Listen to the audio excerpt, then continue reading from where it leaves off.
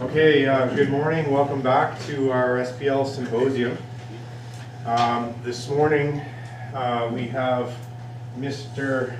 Ryan McCarthy. I almost read this name here. That would have been a retake from last year, right? No, not anymore. Mr. Ryan McCarthy, who is going to present to us on his pocket Geiger counter. Take it away, Ryan. Thank you, Mr. Broad. Okay. All right, first off, thank you for coming to my presentation today. As Mr. Broad said, my name is Ryan McCarthy. I'm enrolled here at NBCC in the Electronics Engineering Technology program, and my advisor for this project was Mr. Flubber. And today I'll be presenting to you the pocket Geiger counter. A little bit of an overview of my project and what I'll be going over today. A bit of background and history on Geiger counters, and a little bit on why I chose to do this project. And then we'll get into some technical drawings, like my concept drawing and my idea behind how I want to design it. And then we'll move into the Geiger tube, which is one of the main components of my circuit. So I think it's important for everyone to understand how that device works, to really understand how my circuit works before we move into the other technical drawings. And then we'll get into block diagram, schematic, PCB, and finally the testing and results, and then costs and improvements, and then I will go over my conclusion. So a little bit of background on the Geiger counters. The person most accredited with making the Geiger counter was a German physicist by the name of Hans Wilhelm Geiger. In 1908, he first was able to detect alpha particles, but it wasn't until July of 1928 when the Geiger-Müller counter was really introduced into modern electrical devices and in radiation research. So here's my concept drawing. I do have a more updated concept drawing, but this is the one that I handed to the panel of instructors. So some stuff changed on my actual finished product here. For instance, the main one being the hole that you can see that I have shown here in the side. I originally put that there to allow the most radiation possible to pass through and penetrate the Geiger tube on the inside. But after taking into consideration something Mr. Metcalf asked me, if I really needed that hole there, because ionizing radiation is really good at passing through most objects, except for the exception of something like lead. So after doing some research, I decided that I was going to put the hole inside of it just to be sure that I got the most radiation possible penetrating my Geiger tube on the inside. But before doing that, when I finished putting everything together, I did some testing, and I came to the conclusion that the difference between having a hole cut in this and then versus not, there wasn't really that much of a difference in my counts per minute that I was getting. So I opted out of cutting a hole, and I think that really makes the project look better.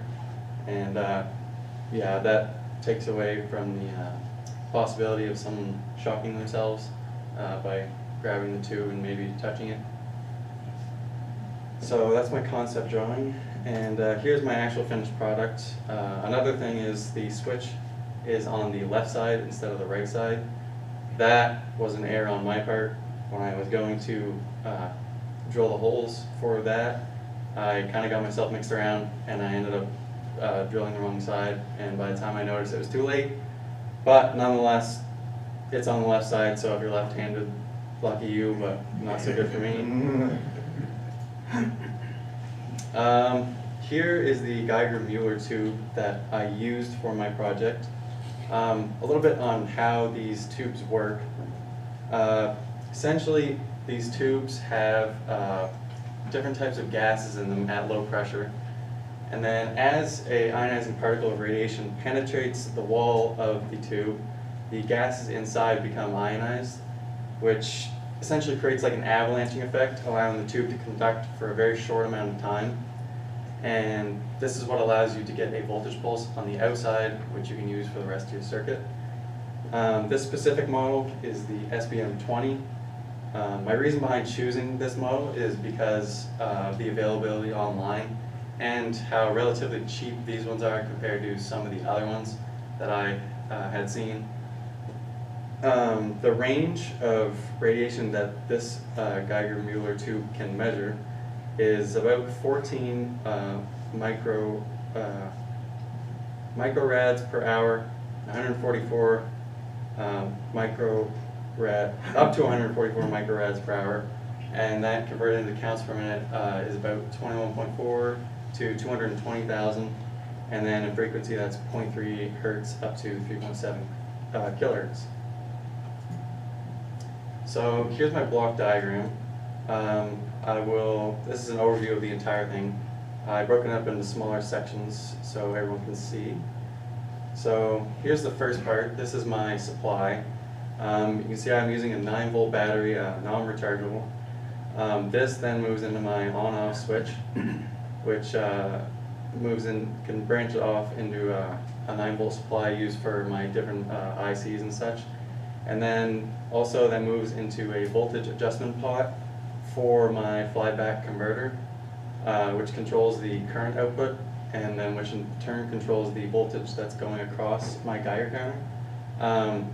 The output of the flyback converter is about 400 volts, and I can see here now that I've made an error. That arrow should be down coming out of the flyback converter, not coming out of my voltage adjustment pot, I'm pretty sure. So, but yeah, the Geiger-Müller tube takes about 400 volts. The range of that one is about 375, I think, to 450 roughly. So that was a big consideration when it came to designing my circuit, but we'll get into that more later.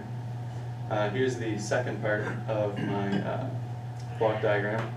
You can see we have 400 volts going across the Geiger tube, and then, as like I said before, an ionizing particle passes through the Geiger tube, allowing it to conduct.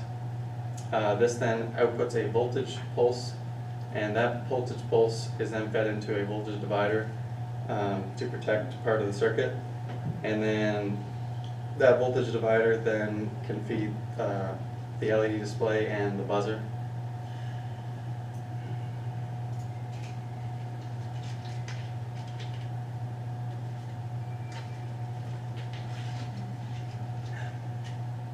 So here's an overview of my entire circuit. Once again, I'm going to break it into sections here so people can see. So the first section here is the flyback converter that I found a design for online. My main reason for using this schematic or design is because it removes the need for a transformer, which for my project, as per the name Pocket, I want it to be somewhat handheld size, and it may be able to fit in a bag. Obviously, you're probably not going to fit that in your pocket, as you can see, but you can try. So yeah, this is my main reason for using this design. Essentially, the way it works is the IC1 is a 555 timer that is in free running mode. So the off time is controlled by an RC network consisting of R1 and C2, and then the on time is set by the peak inductor current, which is can be set by R2 or R21 down there, which is my voltage adjustment pot. So basically, the once the output of the 555 goes high, the capacitor C2 charges through D1 and R2. At the same time, Q1 has current applied to the base, allowing current to flow through it. And this then, eventually Q2 is able to sense the threshold current set by R21, and once this threshold current is reached, Q2 then sends a signal to the reset pin of the 555, and then once that is triggered, C2 then discharges through R1 eventually re-triggering the 555 and repeating the process. So after Q1 shuts off, this takes advantage of the voltage spike coming out of the inductor, which in turn is applied across my Geiger counter, giving it its 400 volts. The on time is about, for the 555, the on time is about 30 milliseconds, and then the off time is about 3, roughly. So, and you can see here I have my, down there, I have my 9-volt supply with the rocker switch across it. So moving on to the other side of the Geiger counter, we have, you see obviously it's going across and it's fed into the voltage divider that I have there. For each pulse coming out, it was about 100 volts, so that's why that voltage divider there is required. And then for each pulse, the signal is then sent to the buzzer SP1 there. So for each particle that passes through, the buzzer will make a clicking noise. And then that pulse also goes into the IC3, which kind of works as a debugging or a debouncing circuit, because before I implemented that, the output pulse that I was getting coming straight from the collector of Q3 was,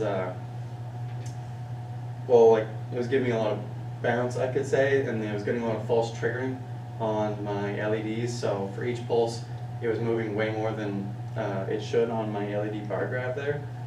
But implementing this IC3 allowed for me to get a clean square wave or pulse coming from that, which then fed into IC2. That fixed the problem, so I was getting what I wanted to see on my LEDs there. And the pulse time is set by the 10 megohm resistor there, and the C6, I think it was 1 millisecond for my pulse coming out of that.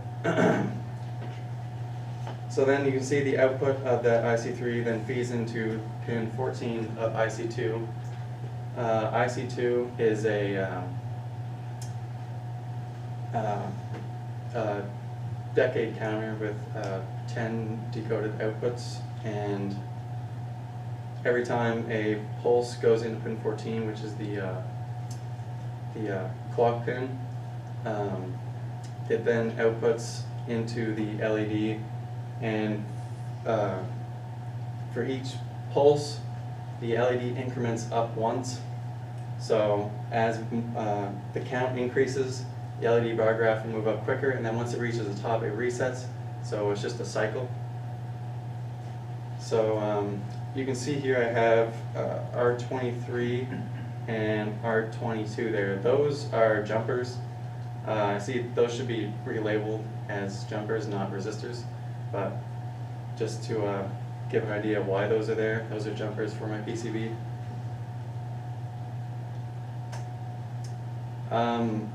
Now onto my PCB layout.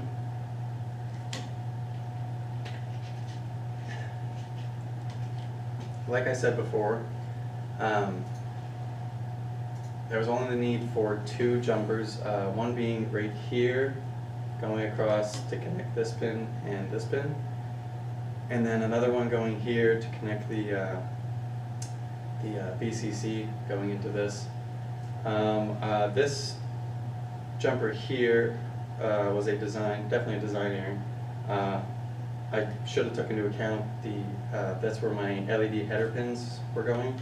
So essentially what I needed to do was take the 0 ohm resistor and bring it up around and then in, when I really should have took this pad and moved it down here, removing the need for that such a long travel for that one lead. But nonetheless, it's too late now. So I use mostly 20 mil traces for everything, except for, as you can see in here, the traces are smaller. I use about 12 mils.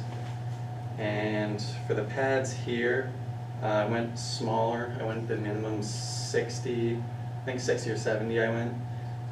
It worked out well when I was drilling, except for this one here with the square pin.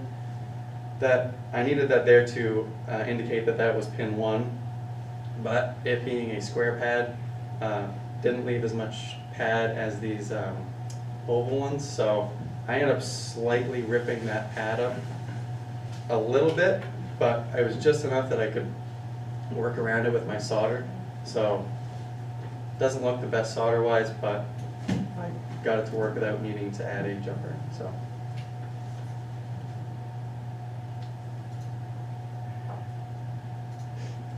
So we're going to move into testing and results for the Geiger counter.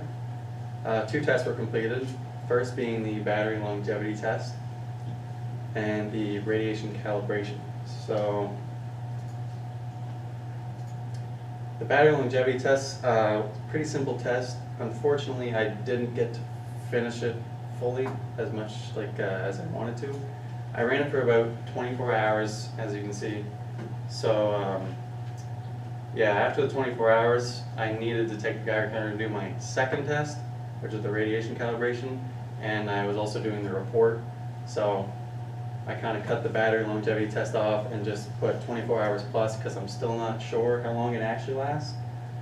But yeah, I will definitely in the future take some time to actually finish that test, but I was only able to start the testing a bit later on because I had some trouble getting this to fully work. So on the weekend when I was doing the testing, I needed to finish my report and whatnot, so this is as far as I got with that. The radiation calibration test, this one was more intricate than that. So for this one, what I had was a second Geiger tube, or second Geiger counter, with the same Geiger tube, which I thought was important because with the same Geiger tube, they fall within the same radiation that they can accurately measure. So you can see here, the radiation source that I've been using for most of my project is Symposium, it's called, and I basically ripped them out of multiple different smoke detectors. I found that ordering any type of uranium is very difficult in Canada. Every website ships to the US, and specifically in highlighted letters it says does not ship to Canada. So I had some difficulty finding something like that, which I was hoping I'd be able to. But nonetheless, these worked actually quite well.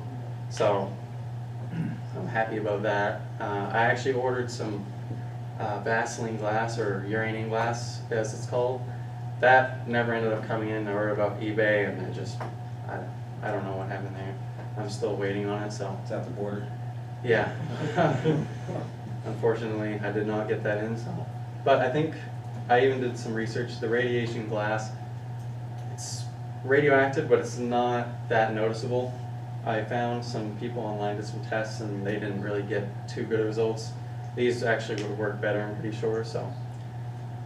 You can see here, I started my tests by using different levels of radiation. So the first time I just used one, and these are measured out to 1 microsievert of radiation.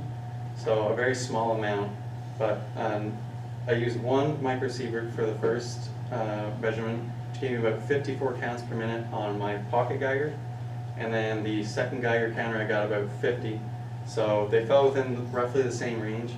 And I will say due to the randomized nature of radioactive decay, the count, like if I leave everything just sitting there, the count will fluctuate by roughly plus or minus 10 counts per minute. And sometimes even more than that. It kind of depends on where you are in background radiation and stuff like that. So you start off roughly 20 counts per minute ambient radiation. So you can see that it increased by 30 roughly when I add 1 microsievert, and then from there, as I increased it each time, adding 1 more of these, adding 1 more microsievert each measurement, it roughly went up linearly, as you can see from the graph. So, and they got pretty close. I did the test multiple times over, because obviously, just to get the most accurate results closest to each other, because, I mean, I could take at one extreme when it's at +10, and then the other one when it's at -10, they can be pretty far apart, and then 2 minutes later they'll cross over, and then one will be higher and the other one will be lower. So I tried to take the results as close as I could get them. As you can see, it went up pretty linearly, and they're pretty close to each other. So I think this test was pretty successful. I'm pretty sure, or I'm sure if you do the test multiple times over, and then you took the average of your results, that the graph would be even more linear, and they might be closer together, the two lines. But yeah, that's my radiation calibration. Costs and improvements might be a little hard for everyone to see, but at the bottom right there you can see came out to a total of $82.93. Sorry, $82.93. This was actually under budget from my estimated cost, which was about $100. So I was happy about that. I think a main thing about that was using the flyback converter design that I talked about. It removed the need for the transformer, which I think would reduce the cost quite a bit, because the inductor that I used there was pretty cheap. And I'm pretty sure you could reduce the cost even more, because the Geiger tube that I got was off Amazon. I just did that because of faster shipping and I thought it'd be more reliable than other websites I found. But other websites you can get the tube for even cheaper, and you can even get them in bundles for really cheap. So like I said, they're readily available online, which is the reason I chose it. If I dropped it or broke it, I could easily order another one. So now on to my conclusion. So some acknowledgements of my project. I'll start off with the PCB, because I'd say I spent the most time on my PCB design, and I can say with confidence, if you think your PCB design's done, it's not. So no matter how many revisions you go over, there's always something to fix, and if I could go back, there's a lot of stuff that I would like to change about my PCB design, and that could be something maybe I redo in the future. Other than that, some acknowledgements, I would say, you've heard time and time again, but I'll say it again, time management. Use your weekends. Don't waste your weekends doing nothing, so those are really important. And going through this process, there was many times where I hit roadblocks, and I kind of just wanted to quit and come back next year and just do the senior project and make it easier, but I pushed through. And when you're stuck on a problem, troubleshooting for countless hours, I found the best thing to do: take a break, come back, rethink, and eventually you will get it. And another big thing is ask the instructors for help. Don't just try to sit there for hours and figure it out yourself. So some future considerations for my project. I think I ran into an issue with my LEDs for a long while. At the start, in my prototype especially, I eventually got them working on my prototype, and then when I made my PCB, they started glitching out again. Luckily, I was able to, I'm pretty sure I found the problem, but there's still glitches out sometimes. I replaced the 555, which was providing the clean clock pulse going into my 4017 IC, because I did a comparison between the output I was getting on my prototype and the output I was getting on my PCB, and they were not the same at all. So after replacing the 555, it works better now, but every once in a while it will miss a count for some reason. So I still need to look into that. I haven't really had time, but for the most part it's functional for the LEDs. And some future upgrades I would probably make to this would be to add a actual display that shows the counts per minute. So maybe use a microcontroller and then do a little bit of programming, which I think would be fun. Other than that, I might use a different enclosure for the next project. I think this one's good, but it's a little bit bland, I could say. It's just a black plastic box. So I think I can maybe make it look better and add some design to it. But overall, my project, I think, was successful going through the design process and troubleshooting. And in the end, I got here and it's finished. So overall, for my first project, I think it was pretty successful. And now here's some references that I use not only in my slides but throughout my project. And I will move to my demonstration now.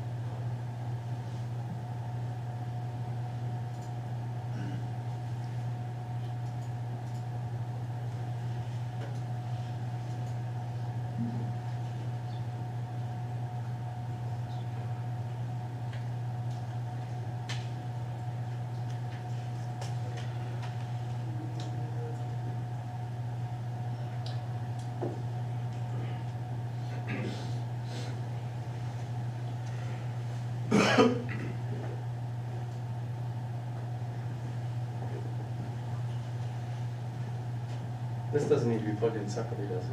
Nope, it gets power from USB. That's all right. I know you guys seen that I had this working Yeah, yesterday. we did. You just don't remember what you did? I brought up the camera and it allowed me to switch over. Can you share your screen in, Ryan? Oh yes, I don't know. The Windows. Do you see the camera app on your screen? I do, yeah, You but do? it's So what you need to do is duplicate your screen to the projector then. Windows P. Are you using the front-facing camera or the rear-facing camera? right now the camera right here is using a front-facing camera. You can switch the camera in the top right-hand corner. But There you go. there you go. Or you're supposed to be able to anyway. Look at it now. That facial tracking sure is coming in handy right now. Yes. Go to settings, yeah. Yeah, there. The settings. There. No, I don't think it's detecting it. It should have. I had like all I did was plug it in yesterday after school. Just unplug it, plug it back in. Yeah. Yeah. I'll try a different one this before. Yeah, try that.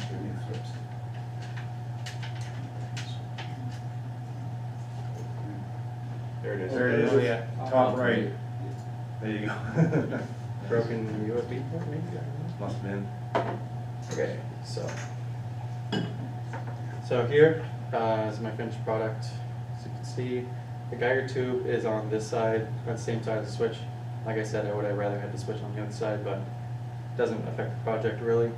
And in future, I also would like to add some labeling here to indicate that the Geiger tube is on this side. I didn't get the chance to do that, but as you can see, you wait just a second. I don't know if you can see that very well with the light. Anyways, with the ambient radiation, you can see it's moving up. We can And then- mute there, just shoot when it's away from the light. Yeah. Okay, 1 second.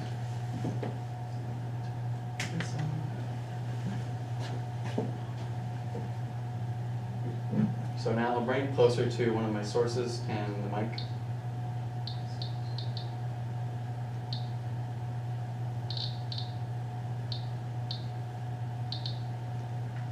I'll add more just to get the best effect.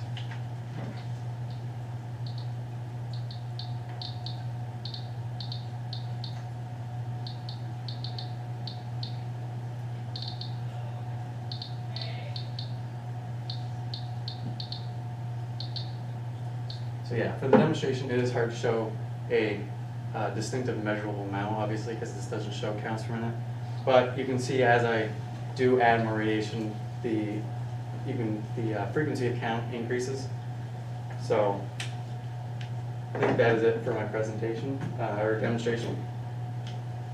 And now we can move to the most exciting part of the presentation.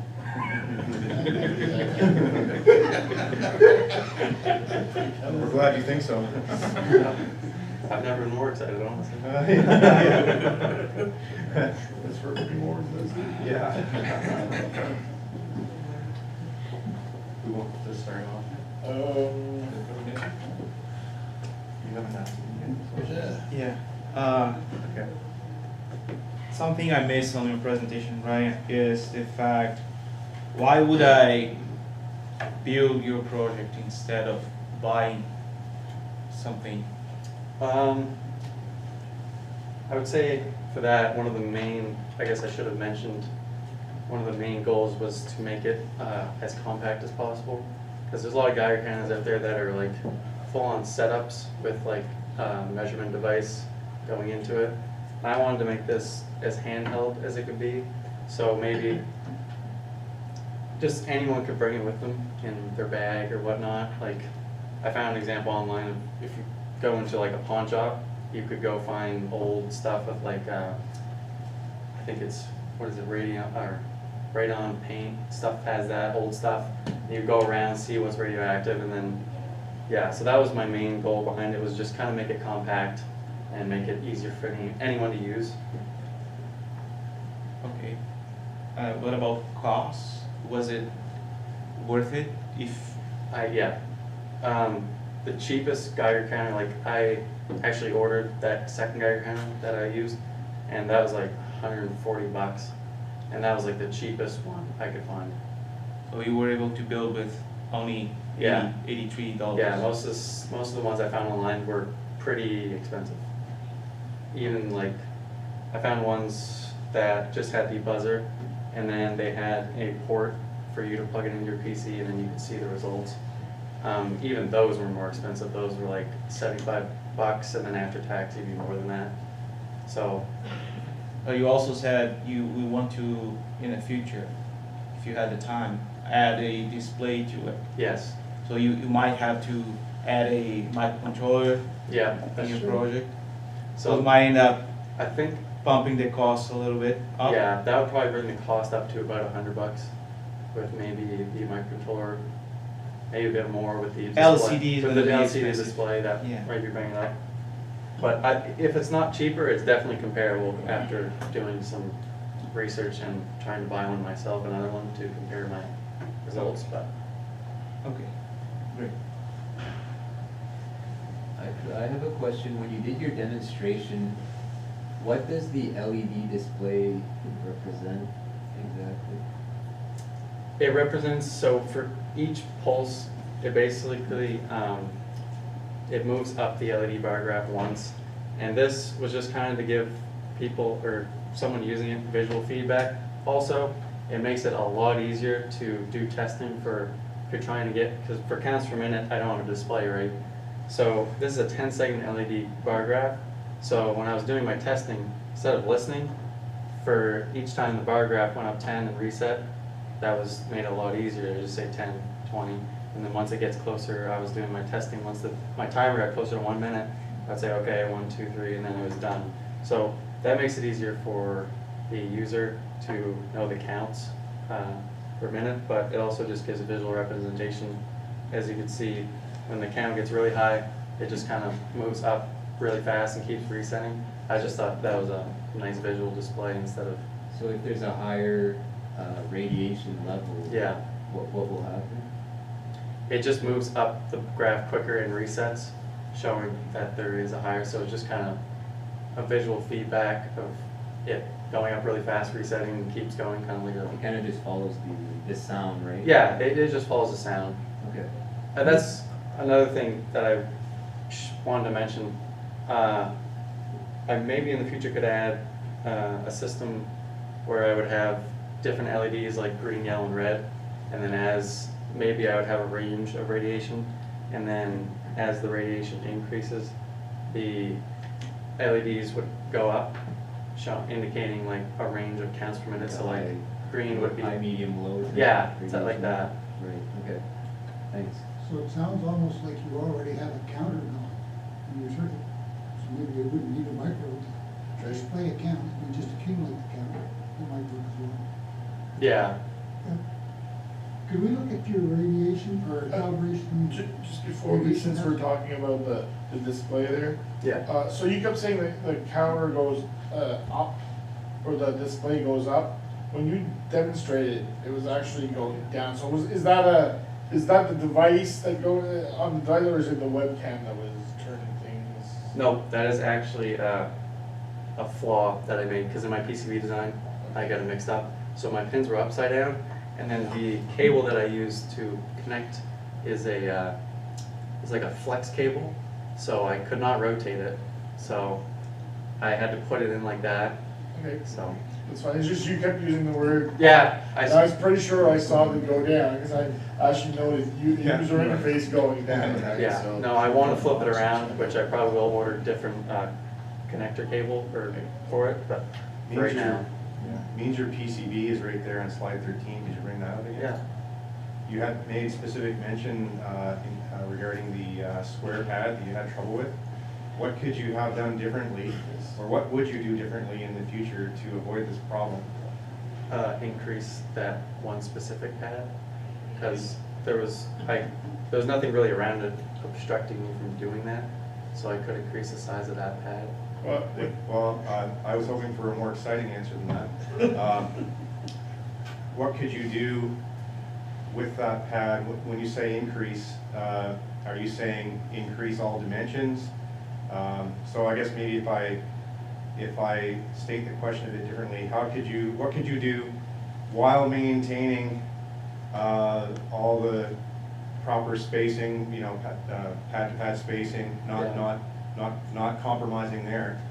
What could you do to avoid the problem that you had? Would change the shape of it. What would you do then? Well, I don't think I'd make it into an oval pad, because I have to indicate that that's pin 1. Mhm. So a circle pad maybe, I don't know. No, I think I like the, I'm going to call it, the edges, but maybe not square. What would you use instead of square? Rectangle? Yeah. Okay, just increase the dimensions this way, yeah. Yeah, exactly, yep.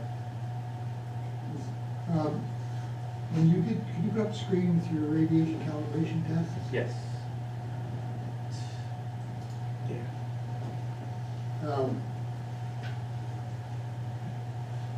How many, you said that you did several runs, and then took the average? I didn't actually take the average of these several runs. I just took the closest values that they were getting within each other, because like I could just let it sit there, and then once it's stabilized, which takes about a minute or two, I would take roughly the in-between value of what I was getting from each one. So, except that makes it harder for this one. This one I can't really do that, because on my second Geiger counter, I actually have the display showing the counts per minute. So I can kind of, but for this one, I just need to set a timer and then count myself. So I just took the values as close as I could get them, because I mean, that just, it shows more like linearity and. What, on that topic, so the emission of the irradiation, Yeah, what's the nature of it, statistically speaking? statistically, like percentage of, Well, no, there's, you know, if you were trying to predict the emissions, well, you can't, can you? It's randomized. it's random, Yeah, okay? So therefore, to get it's random, so to get a representative number like you were trying to achieve, what do you think would have been the better method? taking the average. Okay, yeah, that makes sense. Cool. It might be nice to see, sorry, Don, just, what I was getting at with your graph here and the number of runs, nice to see maybe If there's a scatter chart that would show how likely the result of the. Okay, yeah, yeah, okay. Yeah, I'll definitely. Even that would have been more enlightening than just, you know, just, since we're just on a test, could you go to your previous test just for a second? Yeah, battery test. Before we do it, done. I have a question about the battery test.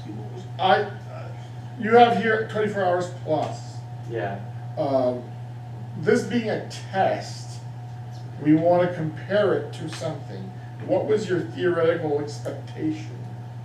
And this test, did it meet or fail your test? You write tests, you either pass or fail the test. yeah. So did this pass or fail your test? What was the criteria you were using to determine if it was going to, if the battery was too low? Yeah, I mean. What criteria did you set? If this had lasted 2 hours, it'd still pass your test. Okay. No, I don't actually have the values of like taking how long I would have had, like how long I think the battery would have lasted based off calculations. And yeah, I didn't make the time to do that, and that's Because more. on your testing memos, all that, that's what we're aiming, one of the things we aim for is you give us a expected value, which is not a value pulled from, it's a theoretical value that you calculate, right? And then you do the comparison to your real device. Yeah, that's not a test, that's just recording, so I guess. You know that using the milliamp hour rating of the battery is not a valid way to determine lifetime. Determine, Like how long the battery would last in the case. Using the milliamp hour rating of the battery is not valid. You have to pick some item in your circuit when your circuit starts to fail. yeah, That's the criteria. yeah, and then do a calculation The based. milliamp hour of the battery rating is irrelevant Yeah, in lifetime tests. I'm gonna publish a paper this fall, it's finally, and Yeah. I'm gonna measure several battery types of loads. Because it's, let's say you had a regulator, your ICs are gonna fail at it, your boost regulator may fail when the battery drops to 7 volts, okay, yeah, and you're done. Doesn't matter what the milliamp hour rating of the battery is after that, you're finished. Your box is finished, right? yeah. That was one of the things. Can you tell me the name of your advisor? Mr. Flever? Nope. Or, no, sorry. I'm gonna try, Mr. Ximenes, is that? Jimenez? Yeah. Jimenez. They had a hard He's not Mr. time. Flever, I had him as a No, student, he was yeah. never Mr. Flever. They had a hard time, Mr. Boy, I know. and I just, okay, it's fine. No, it isn't. Bring up Okay, your, technical- Yeah, I know. While we're debating of I have a question. parts of English Respect, protocol, yeah. your schematic, please. Yes, I have a question about the boost converter. Well, I have a simpler question to ask just Okay. quickly. Which one? This This the first. one with your, the output. How am I looking? This one. Yes, so you talked about a buzzer, and here you have SP1. Does your device have a buzzer or a speaker? It's a buzzer, so. It's a buzzer? Okay, so that needs to be changed. Okay. Oh, it's a buzzer. How do you know it's a buzzer? Versus a speaker? Yeah.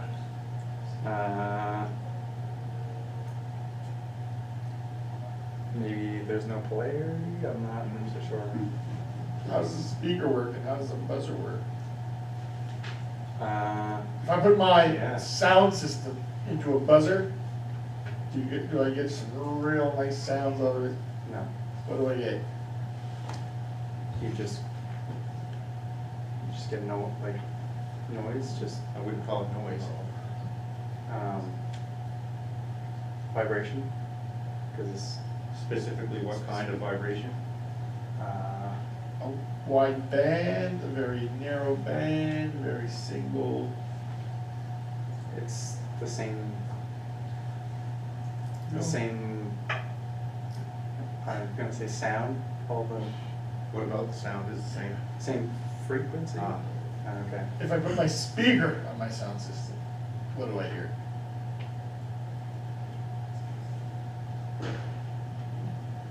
I hear one frequency, No, you get a range of frequency, right? right? Okay. Very fundamentally different devices and the way they operate. So is yours a speaker or a buzzer? It's a buzzer. Buzzer? Okay. Is it? I had a real quick question about the boost converter. Yeah. Can you bring that up, Ryan? Yep. How does that work? It is. How does does it the work? inductor, how do you get the 400 volts out of this? Well, when the inductor is storing charge, or Okay. storing, Does it store charge? stores energy In what form? in current, not voltage. No. The inductor stores energy where? In where? Capacitor stores it in an electric field, and inductor stores it in the? What kind of field does an inductor store energy? Oh, the magnetic field. Magnetic field. Okay. Okay, assume that Q1 is off. What happens? 9 volts is attached to L1 through the diode, right? To your tube, charge it and the capacitor, right? Yeah. Okay, now, so Q1 turns on, you're gonna do what to the inductor? You're gonna charge it, Yes. okay? Which end of the inductor is positive at that point? The top end or the bottom? The top end. Right. Now Q1 turns off. Yep. What happens to the inductor? The polarity flips. Why? Whose law? Whose law, do you remember? Circuits. Not Faraday, the other guy. What was his name? Lance? Land, right. So it flips. So which end of the inductor is positive now? The bottom end. Right. And that voltage gets how high? Yeah, roughly. I got Right. about 375 I think I online. just wanted to be sure. You've seen the circuit before. Yeah, I did my best to explain it, but Well, you didn't really explain how it actually boosted the voltage. Good, thank you. Yeah, just last question. yeah. Can you go to your schematic? Just one. Second, No, the large one. Oh, this one. This one is okay. this one. Why your resistance are connected this way to your LED? Here, Yeah. I mentioned those Oh, should be no. labeled jumpers. How is the other ones? The bar, the. Oh, here. Yeah. The cathode. Why they're connected like that? Yeah.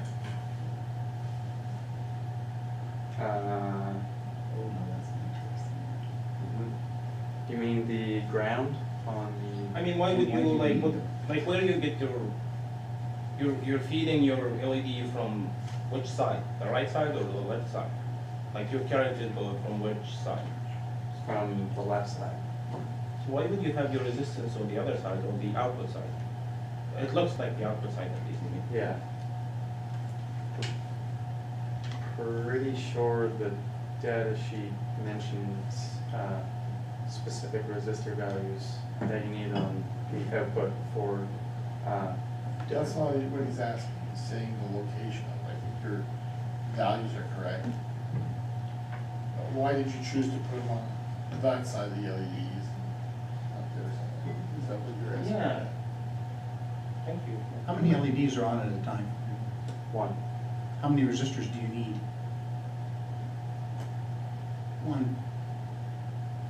Could have saved yourself a whole whack of resistors. Can we ask another question in relation to this? I'm done. Why do you have a resistor on both sides of the fourth diode out? Is it supposed to be true? Yeah, that's supposed to be a jumper. I should have labeled that. That's Oh. that's an error. Oh, it's a jumper. Oh. Yeah. Should be labeled jumper. I see, yeah. All right. Okay, we're out of time.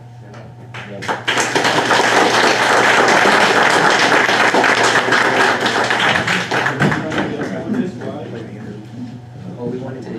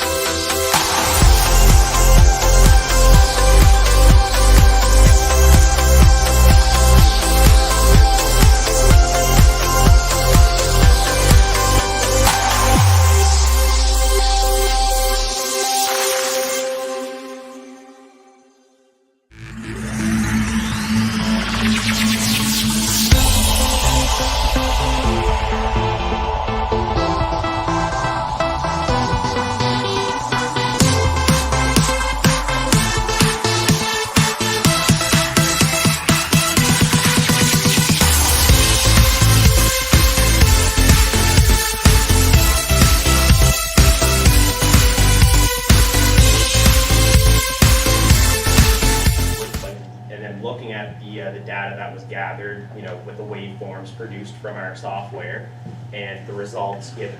And then the conclusion, just kind of to give you guys an idea of, in the end, which one has overall a better performance, but then also kind of add in the aspect of price, because as you'll see, there is quite a bit of a difference in pricing compared to just simply adding a panel compared to a tracker.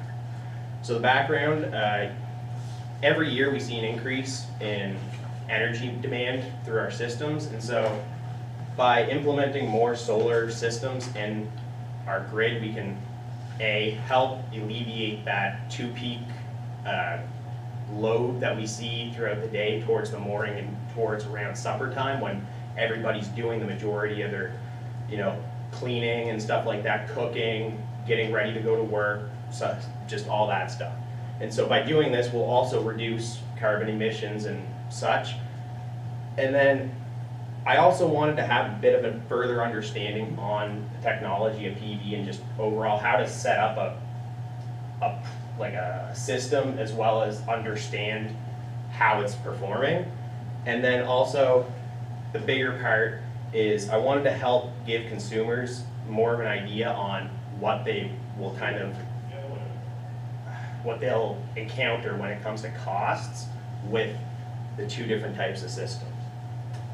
So this is my concept drawing. So I basically just laid out simply PV charge controller. The shunt resistor there is for current acquisition, because our DACs, they don't read current. We have to convert a voltage level into a current level to be able to represent that in the manner I'm looking for, as well as my 12-volt battery, and then the laptop for the actual exporting the data to and then looking at it in Excel. So the block diagram consists of, again, my PV array, which is either one panel that will be tilted throughout the day to match the azimuth angle of the sun, as well as the two fixed systems that will be fixed at 45 degrees, just to give an idea of a year-round use system where we place it at 45 degrees to optimize throughout the year the solar irradiance that we receive. The battery bank, pretty straightforward, just an 80 amp hour battery, deep cycle battery. It's a sealed lead acid battery. And all those have different connections to the DAC, so I can analyze the voltage and current coming in and out, the current coming in and out of the charge controller, as well as monitor the battery bank voltage and the voltage produced by the array. So the wiring diagram looks fairly similar. It's just a little bit more in depth. So we can see the PV, both setups are connected via MC4 adapters, and that leads into a 15 amp fuse. That fuse was recommended by the manufacturer. That's the maximum series inline fuse that we can have. And that goes directly to the charge controller. And as you can see there, we have the panel positive and negative connection, and then we have the data line there going down to our channel 1 on the DAC. Same thing with the battery, except it's on channel 3 for the voltage. And then for channel 2, we can see it goes to the shunt, and the shunt is in series with the battery, and that is to be able to, for that shunt, for every 100 millivolts that is across that resistor in that shunt, we see 10 amps flowing through. And so that way I'm able to use that ratio to put into the WinDAC software, which is what we're using to analyze the data, and it can automatically convert that to a current for us. That goes right into the laptop via the mini USB to USB-A connector. That is just to obviously get the data from the DAC to our computer and be able to record it and save it. Then the battery bank, that is, as again, just an 80 amp hour battery, deep cycle. It's a sealed lead acid, and it's in a vented battery box for when it's charging. There is a little bit of venting that occurs. And so for the PV module description, we can see here that they're 55 watt panels, they're by Benson. I will say this isn't the exact data sheet for these panels. This is the model that came out like basically the same panel, it's just a newer model of the panel. I couldn't find the data sheet for that one. There was only 3 links on Google when I actually Googled this panel, and one of them was this that came up.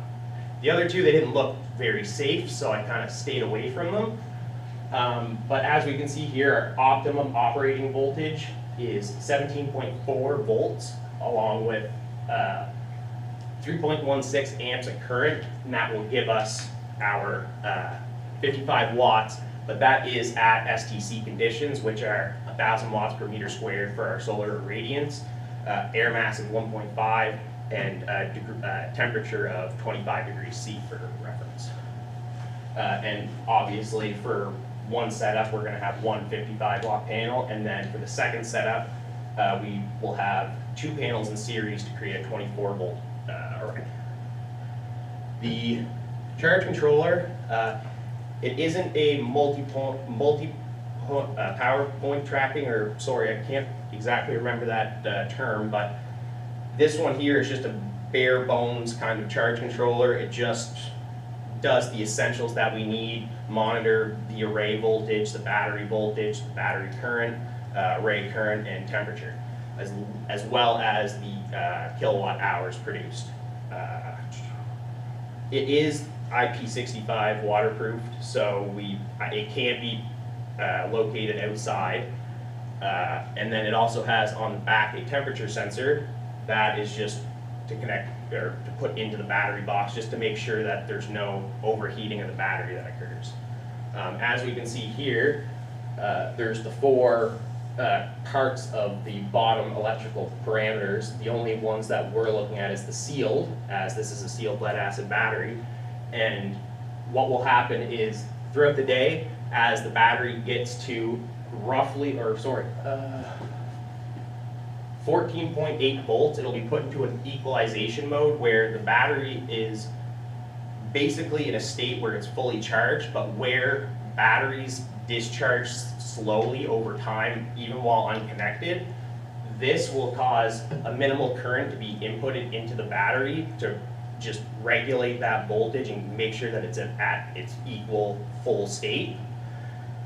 And then if the battery is being discharged, if it reaches 10.8 volts, the charge controller will automatically cut off any load to it or anything like that, and it'll make sure that the battery doesn't discharge beyond a limit that will damage it, because once it reaches about a 50% depth of discharge, and that's what I went for, you can start running into, well, the battery's lifespan reducing, and then especially once we get to 30%, that's the limit, we will see some damage occur for sure afterwards. So we want to stay away from that. So the testing, fairly straightforward. I just wanted to make sure that what my panels were outputting made sense, and so I used a pyroanometer, and basically what I did was I just placed it where my panels were gonna be located, and I was able to get an irradiance to be able to use in a calculation to figure out just roughly how much irradiance was given at that location for the panel size. And so I was able to find roughly about 250 watts is available, but these are fairly old panels, and so they're not, for their size, they don't output as much as I was hoping for. But what I was able to find was for panel 1, which was this one right here, I got at approximately 800 watts per meter squared that day. I did both the panels in the same day, of course. I found that one of them gave me 15 volts at 3.38 amps roughly. And then the panel output 2 was 14.9 at 3.41 amps. And those are just rough estimates because I wasn't able to, ensure that both were going to have the exact same irradiance because the sun obviously does move. and then I'll just go back here. So then the PV array, the second test, that was just done to ensure that the DAC was reading and calibrated correctly. And so I found that when it came to the DAC calibration aspect of it, there was about 0.04 volts off of precision, or of accuracy, sorry.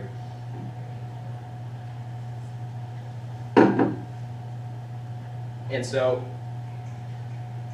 when it came down to that, I was able to just go into my Excel sheet after collecting my data and simply add that deviation, and that way my data reflected what it was supposed to. And for the current, there was a little bit less of a deviation. We seen just 0.01 amps of a deviation, and that was great for what I was looking for. I was looking for at least an output of around 5% within tolerance of what my calculations showed, and my calculations showed very, very close to those. I don't have them in the presentation, but they are alongside the sizing of the different components. The fuses, although the manufacturers have their recommendations, I wanted to be sure, and so I took the short circuit current of my panels, and I derated those, and I was able to find the derated current, which could be then applied to find wire gauge sizing and then the fuse sizing. I just wanted to be sure that what I was running and all that was what it was supposed to be, and sure enough, I found that I had a lot of leeway when it came to the current that was being pushed through the wire compared to its actual maximum. I found the maximum was about 12 amps if I were to connect both of these after being derated. And so I went with 10 gauge wire as per the code and the American wire gauge sizing recommendations. So right here, we're getting into the analysis portion, and so we can see here that this is the PV output voltage versus time for our fixed system. So when both of these are connected in series, we can see a starting voltage around 9:45 in the morning as a fairly low voltage, and as the sun started to come out and present itself, we could see the increase in voltage throughout the day. I do wish that I could have gotten a little bit longer data gathering sessions, as my computer kept dying, and where I was positioned, I didn't have the access for an outlet. So here's the output current versus time for the PV, and we can really see here these sudden drops. Those are when the clouds present itself and they're in front of the sun, and the PV receives a lot less of a radiance level, and so we can see the sudden drop-offs and such. But if it was a fairly cloudy day, this was done on the 21st, so there was a decent amount of clouds that were passing by throughout the day, and it really shows here. For the power, it follows the same as the current trend, except multiplied by the voltage, and so we can see again the effects of, like, the sudden effects of clouds, and we can see how immense they can be to our system. So this is for our tilt setup, and so again, the PV output voltage this time would be cut in half roughly due to only having one panel. And so we can see that it starts off at about 14.7, and towards the end of the day we can see that it reaches about 14.95 volts. That was simply just, again, as the sun was there, the clouds were fairly not as consistent there that day, so I did get a lot better data in that case, and we can see a little bit more of a constant trend with the increase of time throughout the day. For our current, we can see that this looks a lot cleaner, and as mentioned, it was because the 22nd, which is this day, it was a lot nicer, and so I was able to find that my trend was able to stay relatively stable as it should, where it is the tilt setup, and we're trying to ensure that that our panels are in line with the azimuth angle of the sun, so we can get the optimum position and really maximize our energy production. And so this stayed relatively constant throughout the day. It does go up slightly as the sun moves, the irradiance still changes, but we're able to see that even with that, the current is a lot more stable throughout the day, and it doesn't drop off as much, mitigating cloud effects. So same thing with the power here. We can see it follows the same trend, of course. Obviously, there's going to be 55 watts nominal of a difference between our power output due to one panel versus two, obviously. And so when it comes down to the output power of both, this one is a lot more stable, but we can see that we're not getting as much power output compared to having two panels. So this right here is my parts list. It was a fairly expensive project, but with the help of NBCC, I was able to have these panels lended to me as well as the DAC. And the DAC, if you look, is about $400. And so I originally estimated that this project was going to be around $300–400 with the help of NBCC, but then I didn't know that I was going to need the DAC, and so that's where the sudden increase of price came, along with other parts that broke and others that just didn't end up working how I would like. For example, originally I bought the wrong size fuse. I bought, when it came to the battery, I bought the wrong size battery. I needed something a bit bigger to be able to actually have a full days of data and not have to worry about the battery being fully charged and then having to, go discharge it halfway through the day and deal with the sudden change in data, and I'd have to work around that, and it just didn't seem plausible. So, and then the problems that I ran into, as I mentioned, the shunt was one part that I broke. I was up late one night, and a little mishap of grabbing a red wire compared to a black wire results in the destruction of one of my parts. And so, although it was an iffy time and it did set me back for like acquiring data and such, I personally believe that I was able to still get enough data out of the days that I had available, but I still wish I had more available. I really wish I could have gotten a lot more data in so I could present a better analysis. But I worked with what I got, and also trying to work around days and the weather network not being very reliable in the sense that weather changes very drastically, very quickly. I could be setting up my project in the morning and suddenly, downpour. And now I'm stuck outside with electrical, and my laptop, doesn't mix well. So I really furthered my understanding of how PV systems are designed and how they're gone about when it comes to being put together and such. I didn't realize how hard it was to actually get the mounts put onto the roof of my garage and not have my dad, get mad at me for leaking issues. And so after a little bit of time, I was able to talk to him, and he did it himself, so in that way no blame to be put on me. Don't want that. But really when it came down to it, I found that the hardest thing was mounting all of the components in a proper position. And when it came to, because as you can see here, it is on chipboard. That's not how it was at the house. This is just for demonstration purposes to compact it down and really show the little bit of circuitry that we have going on here. This was wall mounted and such at the house, so that's why it's on chipboard. I just brought it down so I could show you guys.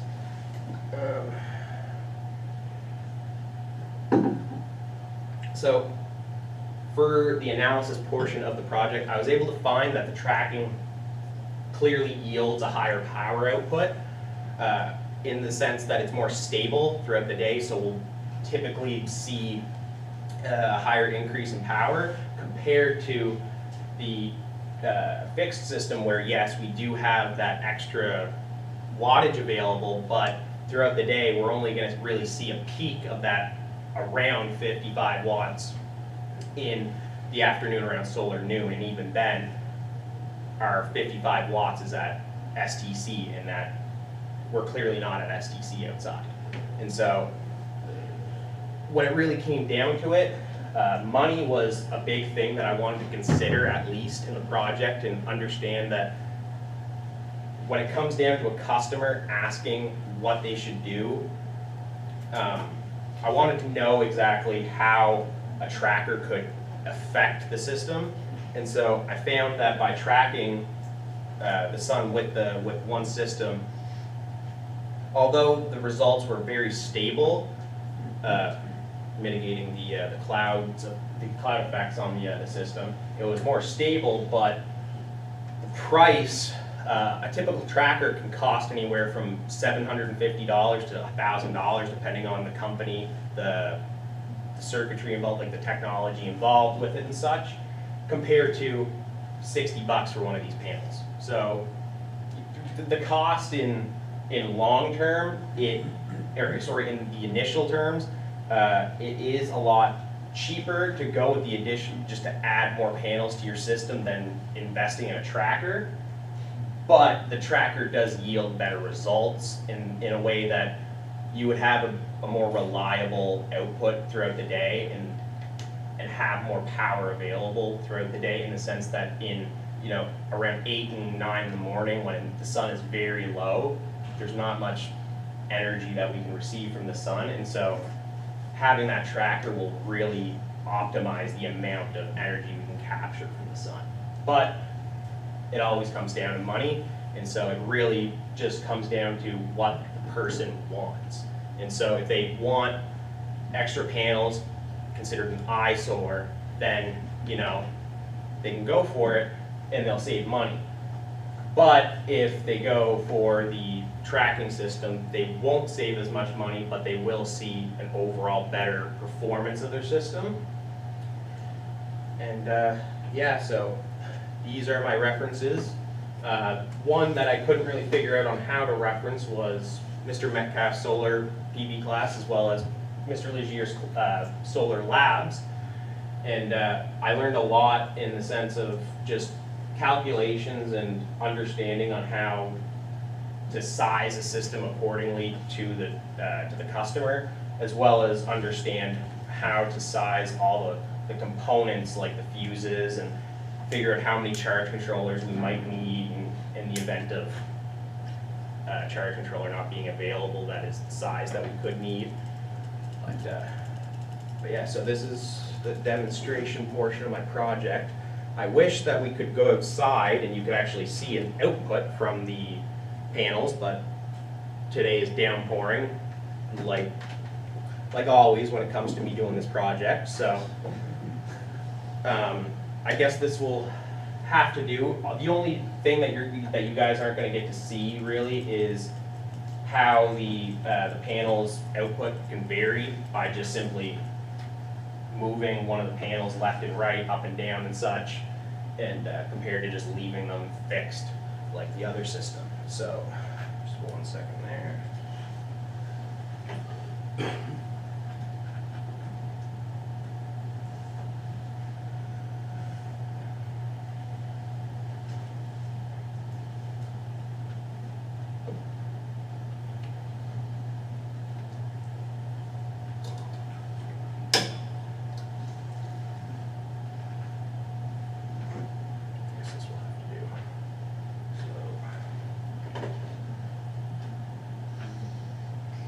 So as we can see right here,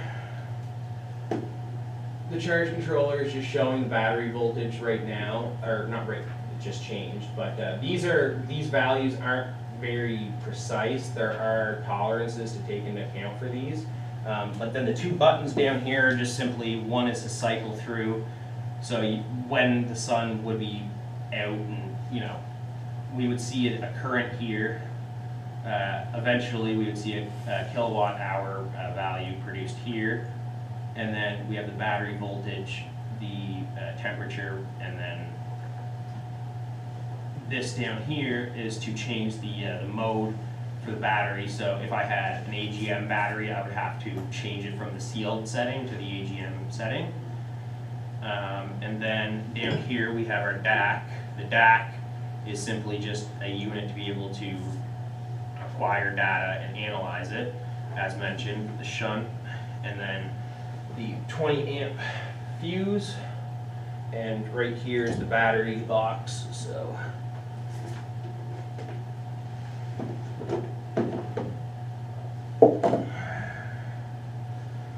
So simply just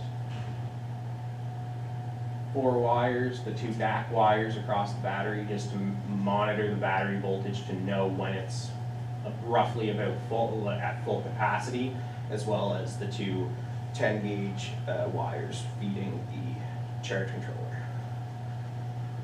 And so down here we have the 2 panels. And so the only difference between how this is set up right now is there would only be one of them, and these are connected in series right now, and there would only be one of them for the tilt setup, and that would just simply rotate throughout the day, that I would manually do myself.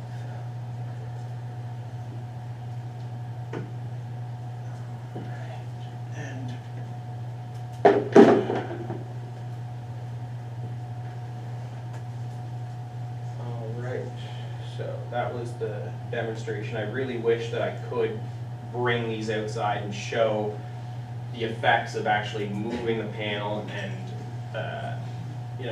having them fixed and such, but I gotta work with the weather, I guess.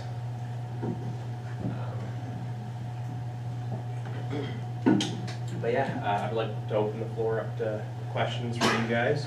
I have a few questions. Yeah. Did you go to your conclusion statements? Yeah.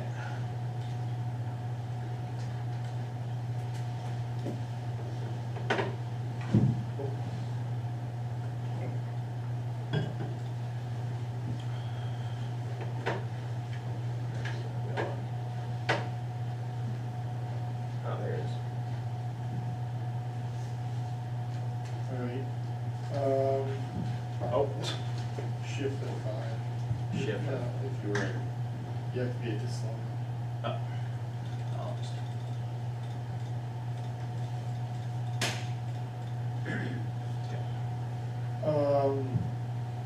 Just before I ask about that,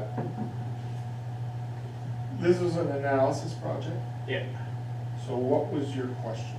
So basically, my question was just what system has an overall more, I just wanted to understand what these outputted, and then the answer that I kind of wanted to get out of it was, No, I'm not asking you for the answer. oh, What, in a single sentence, what was the question you were trying to answer? what performs in terms of energy and power better, and then also just to add in just a little bit towards the end, understand the amount of money that kind of goes in, so just to show that, there is a difference in the initial costs of the systems. Okay, so I'm gonna pick the 2 last points that you have there. You have determined tracking yields higher power output, and in terms of money, additional panels is more efficient. You were on your conclusion for a significant amount of time. You talked about O's and you told the world what your outcomes were. But if we go back to your testing and your data, I see no evidence of that. I see no evidence to those conclusions. In your presentation, you never talked about money except for your parts list. Yeah, because in the end, all that really comes down to is just, what I wanted to understand was if if a tracker is gonna be about $1,000, when it comes to large-scale PV farms, that is a significant increase compared to just, because if you have 750, Show me. Show me with dollars, if this is part of your analysis, part of the question you're trying to answer, your report, your procedure, your data should lead you to that solution, to that answer. okay, I thought I was able to portray it enough with the trends of the graphs and such, with how they. But you don't have trends or, you have, at the end, you came to a conclusion to which you proclaim that in terms of money, additional panels is more efficient. But you never, prior to that, you never talked about it. I saw no evidence of data showing that. And you did show trends. Trends are literature from the industry, from shareholders, and that you have none of that. You just said, hey, no, additional panels are more efficient, but they're uglier, and they started talking about aesthetics and whatever. But you did, Because you don't have. it's more so in terms of like the customer, that's what I was kind of trying to do, because one thing, like, with a lot of people, they don't wanna add just random stuff to their. But that's not part of your analysis. No, I know, like, what I'm getting at is, like, I wanted to kind of understand it from a, But that's not part of your analysis. Your analysis, you started off and you said what you, and then when I asked you what the question was, you never said at the same time, oh, and by the way, I wanna also have a survey of how the customer feels, or you didn't, okay?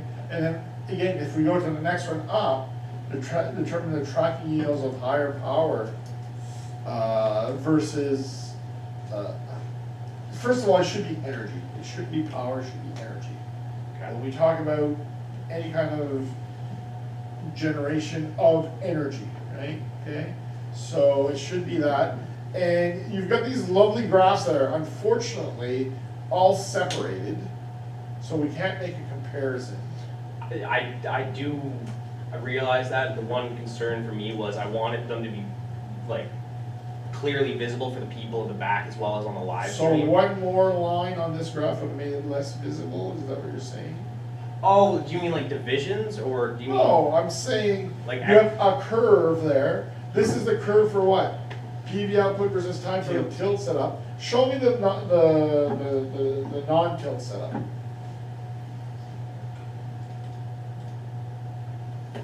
Right there. Okay, so now assuming those are same scales, I Oh, gotta I see, remember, okay, yeah, I see you know, what you're saying now, yeah. because that's, again, it's not energy, it's power, which is related.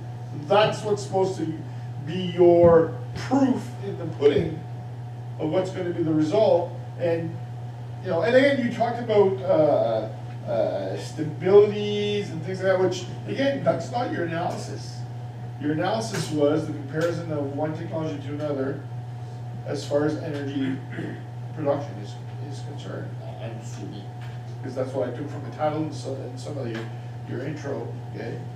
So, yeah, I'll kind of semi-quote you there. High power output means more stable current.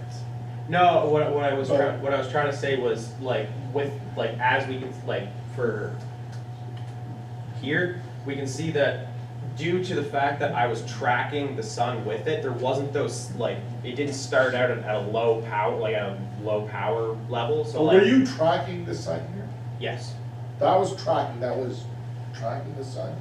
Yeah, I was out there, and basically as the sun moved, I just kept. But this says moving. solar tilt angle versus additional panels. Solar tilt angle is a fixed angle. I think you lost yourself on your way to trying, in your project, to trying to figure out what your conclusion was, and that's usually an issue maybe of scope, okay? Going back and saying, what am I trying to achieve, okay? Because for me, that's, as you're presenting this, I didn't know where you were going. Because I sat down here wanting to see a presentation on solar tilt angle versus additional panels. What's the conclusion to that? Okay, and then you kind of introduced this different question, and you introduced it, but then your data never really amounted to that. And now, I didn't even get that you were tracking. I took it as you, again, because it says tilt setup. It doesn't say tracking. It says tilt setup. What's the tilt angle? Yeah, well, that was my next question is, what was the tilt angle? Oh, that was stated in the, or in the notes there on the, yeah, 45 degrees. Okay.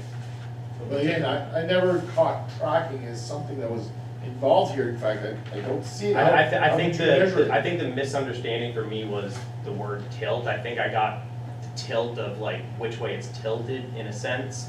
I got that mixed up with actual the tilt angle, I think, of like. But you were in my PV class. I know, Where yeah. we clearly define what is tilt angle. Right? Yeah, So, like that was the thing, like I kind of differentiated just tilt and tilt angle. I kind of forgot that, like, all right. yeah. Could you go to your data sheets or for your PV? So those aren't the PV panels. No, I couldn't find online the data sheet for these. I went, if you, like, I went and I Googled InvenSun I-55P, and there was only 3 links that came up, and this was one of them, and the other 2, they did not look reliable, so I didn't even want a chance clicking on them.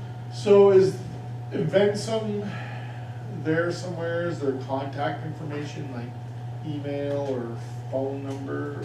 I didn't see anything. I just found this, like after this whole time, I was able to just find this one. Like I was talking to people, like I even asked just Mr. Legier if he had the data sheet for this on hand, and he didn't have, like all that I had was just on the back is the sticker for this specific panel, and when I looked, the only real difference between the two is just the dimensions of the panel, as well as the, because the wattage is the same, the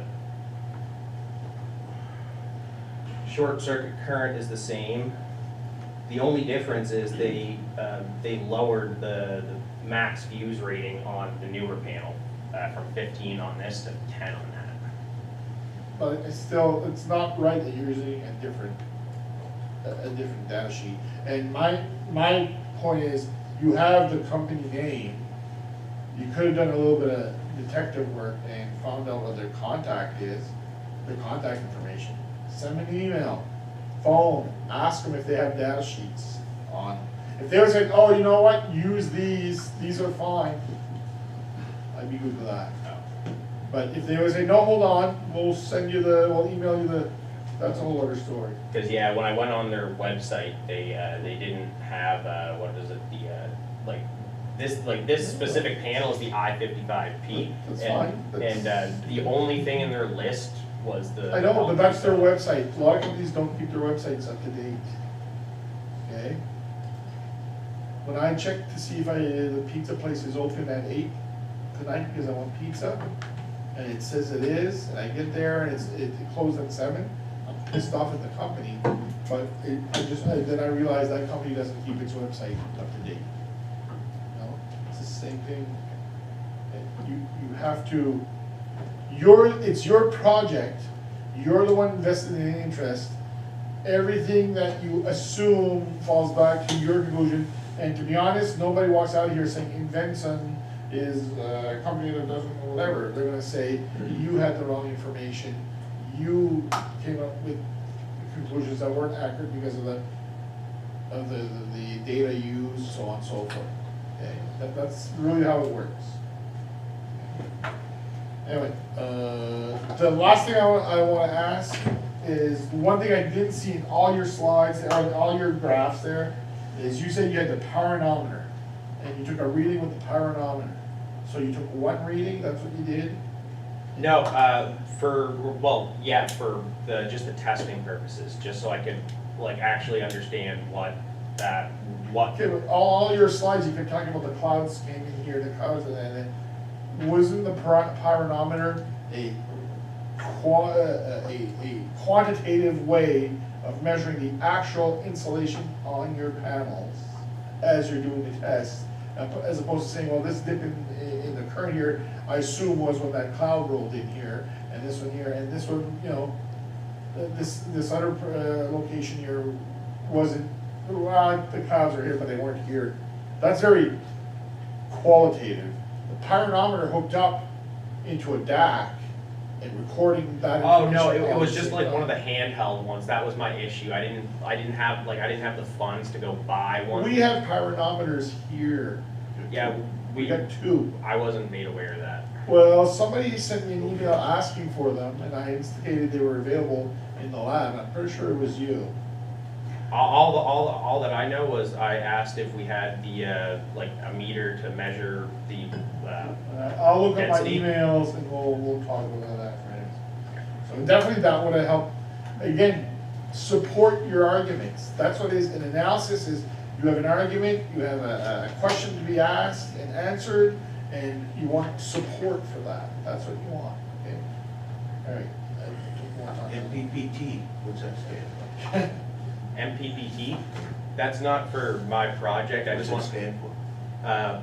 maximum power point tracking, I believe. And what's yours? This is just it's just a simple, like, it doesn't even really have a name on it. I can, like, bring this up here. It doesn't even say anything on there. It's just a basic charge controller from what it, Do you have the data sheet for it? that's all that's available. That's all that's available, so you contacted the Synergy. What is it, Synergy? Renergy. You contacted them, and said, that's all we supply, we don't supply. That's all, yeah. That's what they told Oh, you? no, like, all, that's what I'm saying, all I could find is just that, Again, like, So if it's not on the internet, it doesn't exist, right? That's the question though, if it doesn't use MPPT, what method is it using? I'm not You know, sure. if it doesn't exist on the internet, it does exist. You just have to, again, do the footwork to find. There's such a thing as telephones, emails, you know. Yeah. Google is not the internet. Okay? My question is, how is it that you were only available to collect data on four days over the month of May? Well, we had classes, and that's the issue, 5 days of the week. I'm here from 8 in the morning till 4:30, so I can only get data collected on the weekends. That thing, that DAC, you have to stand over it and watch it? Well, for the tilt setup, yeah, I have to move the panels There's every no way to set that up? No? I don't have the funds for it now. Some improvement for the future? Jared, you said the charge controller keeps the battery with a certain voltage to Protect it. compensate the discharge, right? The internal discharge, right? Yeah, like, so, yeah, so basically there's, What's the name of this condition for? Keeping the batteries. the regulation mode. It's a, Oh, did I say equalization? Yeah. Oh, that's my No. bad, I got the terms should mixed up. be fluctuation mode, right? I mean, Fluctuation. I'm Batteries, just when using- you're not charging them, you just want to keep them. You apply fluctuation voltage, okay. so I thought that's what floating. equal, or, float, I've heard Floating the other, voltage. I've heard other people use the term, regulation mode. No. I guess it's not right. And what's the equalization mode? Because you did mention that, which was right. Yeah, what is it? Equalization mode, so there's a certain time period, you can usually do it, I believe it's three months or so. It's basically a procedure where you kind of like put the battery on a charger and it kind of flashes current into the battery, I believe, and it just basically ensures that the battery doesn't, like, as it's self-discharging and being used as well, it, if I'm not mistaken, it just has it has to do with keep maintaining the battery's full potential and not like, Okay, by doing what? What's the phenomena or the phenomena that we're trying to reverse? so like are you asking for the phenomena it's like itself, like how the Well, battery equalization mode is a very specific operation on a battery And you're right, it's when the battery performance may start to degrade. So what are we trying to accomplish by using equalization mode? There's a very specific. We're using current to, But I what are we can't, trying to reverse in the battery? like changes in potential, like for the battery. Sulfation. We're trying to desulfate the battery. Okay? Oh, okay, no, So we're okay. trying to desulfate the battery. Okay? I know we're out of time, but I'd like, and I probably don't have enough time left to pursue the line of questioning, but could you show your test setup? This I just is want- block diagram or? Your physical, your wiring diagram, or whatever, it shows me what is actually your load? The load, that is just a power bank resistor, like a variable power bank resistor with different, that's just like something that wasn't connected during the day, like that wasn't part of the analysis portion. The only load that I was using was the power resistor bank that was supplied by here. So what's all this? What do you mean? Do you have a testing diagram, a layout? Like the block, like, this is the, What is the load there? Yeah, okay. no, like there's no load that was put on the whole time just to like power something, like, Well, that's one thing we found out yesterday in the line of questioning with the Symposium project was you can't really compare power outputs to photovoltaic systems without a constant load. oh, Because okay. your batteries, as the state of charge changes, current they draw changes, so that's an unknown factor, so. Oh, okay. Kind of, but you say when you ran the test, you did have a DC load bank connected? Yeah, I had that load bank, the power bank resistor that was available from here connected. I thought I heard you say that. Okay. Thank you. A last question. What are the fuses protecting in this, Wire. the wires? Don't worry, Mr. Metcalf drove that into our heads. Yeah. Yeah, sometimes they don't, they can protect something else too. Oh, Yeah, wire and, I hate that I'm blanking on this part. they have to protect the weakest point on your circuit. As the PV panels, they, even if you short them, I don't think they will Yeah. burn. No, So they're not the weakest point. In your case, the wires are, but if you had any component, let's say a sensor, a shunt, the shunt should be the limiting for the fuse. All right, we're over time. Yeah, okay, Good. thanks. Good.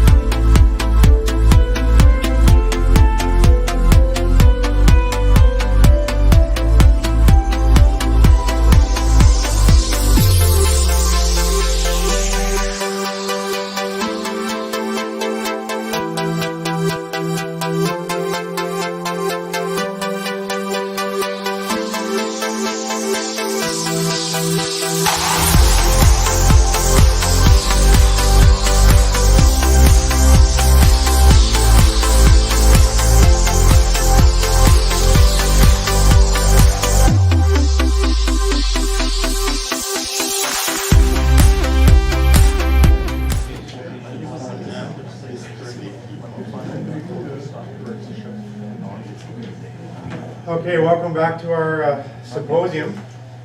I'd like to, again, just say welcome to NAV Canada once again, sitting at the back. We have Mike Lawson with us at the back there with NAV Canada, and also Andrew Estabrooks, a grad of 2005 or 6? Oh, 8, okay. I lose track after a while. 2008. And also we have Skills Launch with us, so the room's a little bit more full than it was the previous hour. And Mr. Dan Haveri with us with NBCC. Over the next 45 minutes, we're going to have Alistair Fleming presenting on his parking assist. Take it away, Alistair. Thank you, Mr. Broad. As you just heard, my name is Alistair Fleming. I'm here to present my parking assist device project. I am in electrical engineering technology here at NBCC Moncton in the alternate energy systems pathway. My advisor for this project was Mr. Ximenez. And the key points I'm going to be discussing are what the project is, looking at the block diagram and physical enclosures, doing an in-depth breakdown of the schematic. I'm going to take a brief look at the PCB layouts. I'm going to examine the cost as well as the initial estimate cost of the project. I'm going to take a look at the testing plan and make some concluding statements regarding the status of the project and future revisions that I would be interested to pursue. So, what is the project? Well, it is an ultrasonic ranging device for parking and close maneuvering of a vehicle. It consists of a main unit intended to be mounted in the vehicle dashboard, as well as two sensor units that are intended to be rear mounted on the vehicle. You can see them on the table in front of me. The main unit provides feedback to the driver based on the closest of the two measured distances. This feedback comes in the form of 3 LEDs, green, yellow, and red, as well as a buzzer that is electrically connected with the red LED, such that they go off together. In addition, there is a numerical readout indicating the calculated distance to the nearest obstacle in meters. And finally, the numerical display and LED activation thresholds are calibratable. This is not a user control. This would be done by opening up the enclosure and adjusting the appropriate potentiometers, as we'll see later. The specific sensor that I'm using is the DF Robot URM37 ultrasonic sensor. There were 3 main reasons why I chose this particular sensor. One is cost. This was relatively inexpensive as ultrasonic sensors go. It was around $14 a unit, which compared to industrial grade ultrasonic sensors, which can range as high as hundreds of dollars per unit, was a much more economical choice for this project.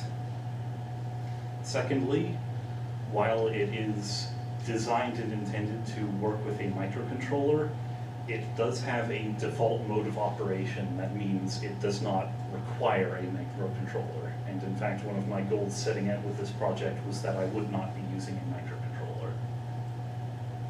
And lastly, one of the primary reasons I chose this module was that it features an analog output voltage, which is calculated as 6.8 millivolts per measured centimeter to the nearest obstacle. This will be important later. Looking at the block diagram, we see that the automotive electrical system is connected to the main unit through an on-off switch. That goes to a voltage regulator, which regulates the fluctuating 11 to 14 volt vehicle electrical supply down to a stable 5 volts for use in the rest of the system. This powers a sensor pulse timer, which is responsible for sending the triggering signal to the sensor enclosures through the connector cable, and that causes the sensors to emit and pick up an ultrasonic pulse. The analog output signal, which I've discussed, is applied to 2 terminals of a signal switching mechanism. which selects the lower of the two voltages corresponding to the lower measured distance and applies that to the various output systems. On the one end is a series of output threshold comparators, which is responsible for activating the LEDs and the buzzer, as well as an analog to digital converter, which is responsible for the 7-segment display that displays the measured distance in meters.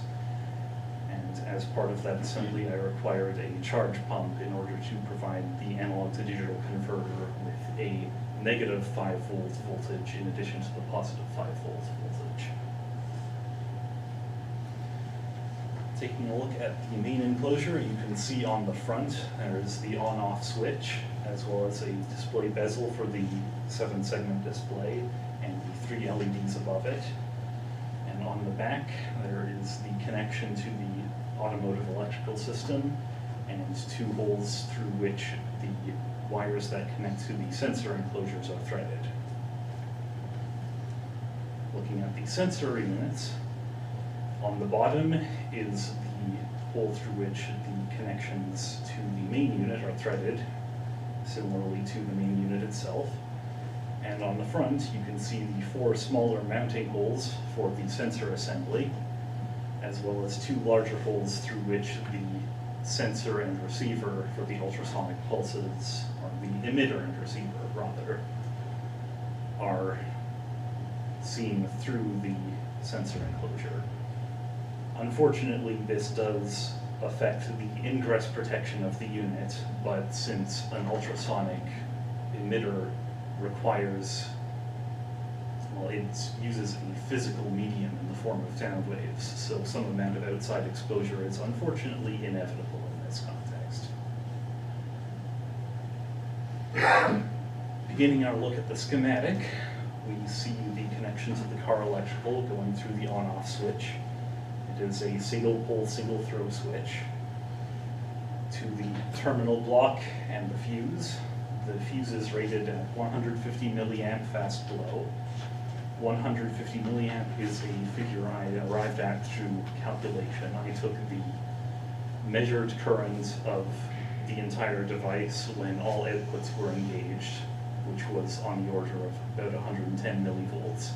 Multiplied that by 1.25, then took the next higher standard size, or standard value of fuse. Besides that, you can see VR1, our L7805 voltage regulator, as well as C1 and C2 supporting capacitors for it, as recommended by the L7805 datasheet. The datasheet does specifically mention that in lower current applications, the capacitors may not be necessary, but it was non-specific as to what exactly constitutes a lower current application. I would be interested in continuing testing to see to what extent the capacitors are necessary. And at the ground end here, you can see a test point. This is used in the calibration of the LED activation thresholds later. Continuing to the pulse timer, we see that it is a 555 timer chip, C3 being a decoupling cap for the chip, and R1, R2, and C4 determine the duty cycle and frequency of the 555 timer. The duty cycle is irrelevant, as it is specifically the rising edge of the pulse that causes the sensors to emit an ultrasonic pulse. So C4's value was chosen to simplify the bill of materials. It is the same value as the decoupling caps. R1 and R2 are the result of a calculation based on C4 to achieve a pulse frequency of 10 Hertz, which was the example provided by the datasheet for the sensor assemblies. And we see that the output of the 555 chip goes to the white wires of the connection cables, matching the white wires that go into the sensor assemblies. Taking a look at the sensor wiring, we can see the decoupling cap C5, which is housed in the main unit. Unfortunately, it was not practical to include it in the sensor enclosures, which would have put it closer to what it is decoupling, which would have been more optimal, but unfortunately that could not be the case. Regarding the sensor wiring, we see red is 5 volts, black is ground, white is the trigger signal, and yellow is the analog output. For the signal switching mechanism, we are employing one circuit of a 4-circuit op-amp set up as a comparator, the output of which is set to be switching pin of a DG419DJ 2-to-1 switching chip. Based on which of the two analog outputs is greater, this will or will not cause the normally closed switch inside the switching chip to open and the normally open switch to close, which will change which of the two analog inputs is further applied to the output mechanisms. And we also see C7, which is the decoupling cap for the op-amp chip, and C8, which is the decoupling cap for the 2-to-1 switch. Looking at the LEDs and buzzer, we have R3, R4, and R5, which are potentiometers that determine the voltage threshold for the activation of the output systems. Those are connected to the positive terminals of the other 3 circuits of the 4-circuit op-amp. And the way this is set up is that if the analog output that has been applied through the switch is lesser than the threshold set up by the potentiometer, then a 5-volt signal will be output by the op-amp circuit, and it will engage the LEDs. R6, R7, and R8 are all current limiting resistors for their respective output components. R8 is a lesser value due to the fact that there needs to be sufficient current through that path to engage both the red LED and the buzzer at the same time, rather than just an LED. TP2, TP3, and TP4 are test points for the respective LEDs, allowing the potentiometers to be precisely calibratable. Currently, I have it set up such that the green LED, it corresponds to a distance of 1 meter, which, going on value previously mentioned of 6.8 millivolts analog output per measured centimeter, that would be 680 millivolts. Similarly, the yellow threshold at 50 centimeters is 340 millivolts, and the red threshold at 10 centimeters is 68 millivolts.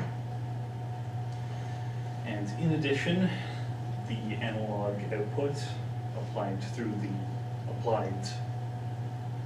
by the output terminal of the switching chip is also applied to the display driver, which we will look at now. This is a 7107 analog to digital converter. You can see C9, the decoupling cap, as well as the charge pump below. C16 and C17 are recommended by the data sheet for the charge pump, C15 being a decoupling cap. Many of the values of the components connected to the 7107, those are recommended by the data sheet for the 7107 based on a 2-volt full-scale reading. There was also an example for a 200 millivolt full-scale reading, but given what I said previously about 680 millivolts corresponding to a meter of measured distance, that would not have been sufficient range for what we need for this project.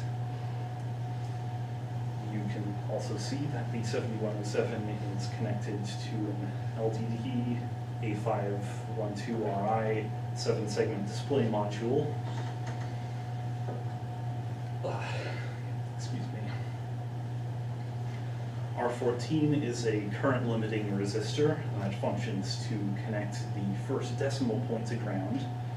Given that the measured distance is in centimeters, it is necessary to convert it to meters on the display, since that is the format we are presenting to the user.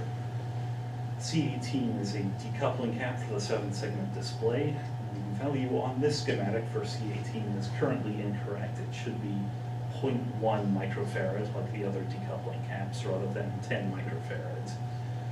This was an error that I noticed a couple of nights ago as I was preparing this presentation, but unfortunately I had already submitted the document package for the symposium.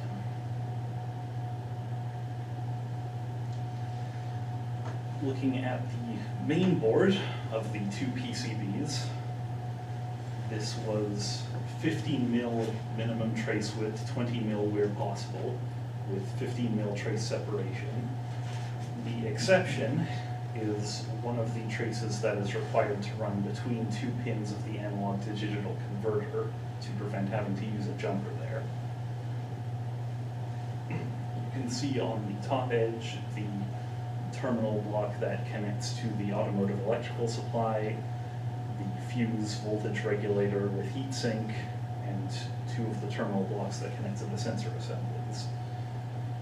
In the process of manufacturing and populating the PCB, I found that the footprints for the fuse holders were too narrow, and I did have to do some on-the-fly drilling in order to correct that. There was a similar case with the heatsink for the voltage regulator. But everything else regarding the main PCB went to plan. Looking at the display PCB, it is much smaller. It stands vertically in the enclosure, attached to the main PCB via a 1x24 header, containing the 7-segment display as well as its appropriate resistor, and a decoupling cap, the 3 LEDs, and a buzzer. I found late in development during final assembly that the header connections are actually inverted, in that what pin 1 connects to should be connected to pin 24, 2 to 23, etc., etc. Correcting this would necessitate a not insignificant PCB redesign and was not practical to address within the time given. Instead, there is some on-the-fly rewiring. Looking at the bill of materials, the initial cost estimate for the project was $150. The final cost total ended up being $159.83, of which the largest contributors were the main enclosure, the sensor assemblies, and the connector cables. It would have been possible to come in under estimate had I used shorter connector cables or gotten one and cut it in half. But in order for this project to be as accurate as reasonably possible to real-world situations, I wanted the distance to be representative of the actual distance electrically between a dashboard and some rear-mounted sensor units. So I went with 5-meter cable. Unfortunately, it was not possible to fully test the system due to time constraints, but I do have a testing plan worked up. There are 2 tests, the distance measurement test and the angled measurement test. The distance measurement test involves placing an obstacle at 100 centimeters distance, calibrating the display to 1.00 accordingly, and reducing the distance in increments, recording the display on a graph to include on a table, recording on a table to include as a graph later. And of course, repeating for both sensors. This would test the linearity and consistency of the analog sensor output voltage, as well as the consistency between sensors, examining whether there is any discrepancy between the 2 separate units. The angled measurement test begins similarly, placing an obstacle at 100 centimeters and calibrating the display. But instead of moving towards the sensor, it would be moved perpendicularly to the sensor's direction. recording the numerical display, as well as recording at what point the object leaves the sensor's field of detection, repeating for both sensors. This would not only test the limits of the detection field, but it would also test the distortion of the distance reading from the angular offset based on the Pythagorean theorem, a squared plus b equals b squared plus c squared, where a squared is the apparent distance, b squared is the actual vertical distance from the vehicle, and c squared is the horizontal offset. Now, the status of the project. The project is functional according to all established goals set out in the initial proposal. It detects obstacles at a range of 10 centimeters to 100 centimeters, and in fact further than that. All of the outputs are operational and calibratable as outlined previously. The device, as I said, has yet to be tested according to testing plan, and there are further revisions that would be needed to consider it a complete project. These include redesigning the display PCB and possibly elements of the main PCB to correct the flaw in the PCB header,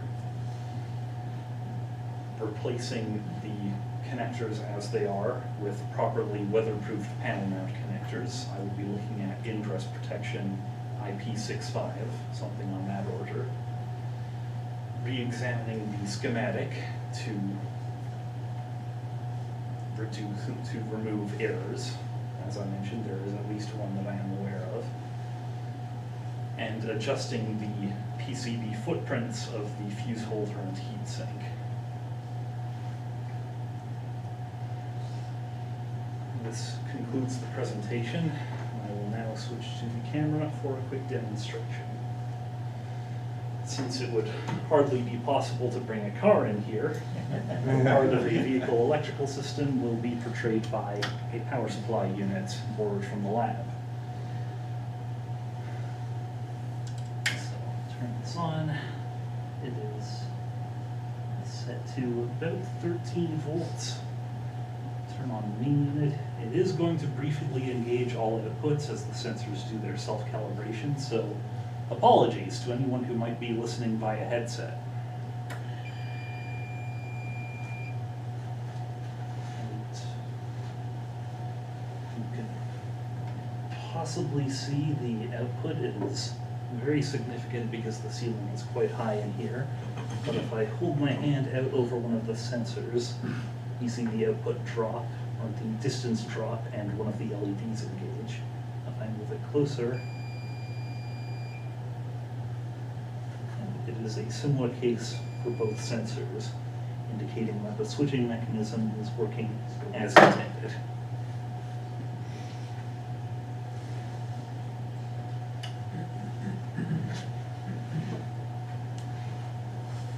This concludes the demonstration, and I will now turn it over to our panel of instructors for questions.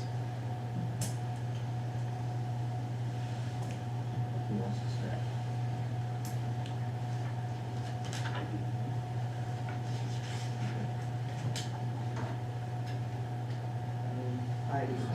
Yeah, okay. Also, I miss on your presentation, like, what's the value of doing your project? Why would you think your project is a viable solution, considering you can find something else ready, right?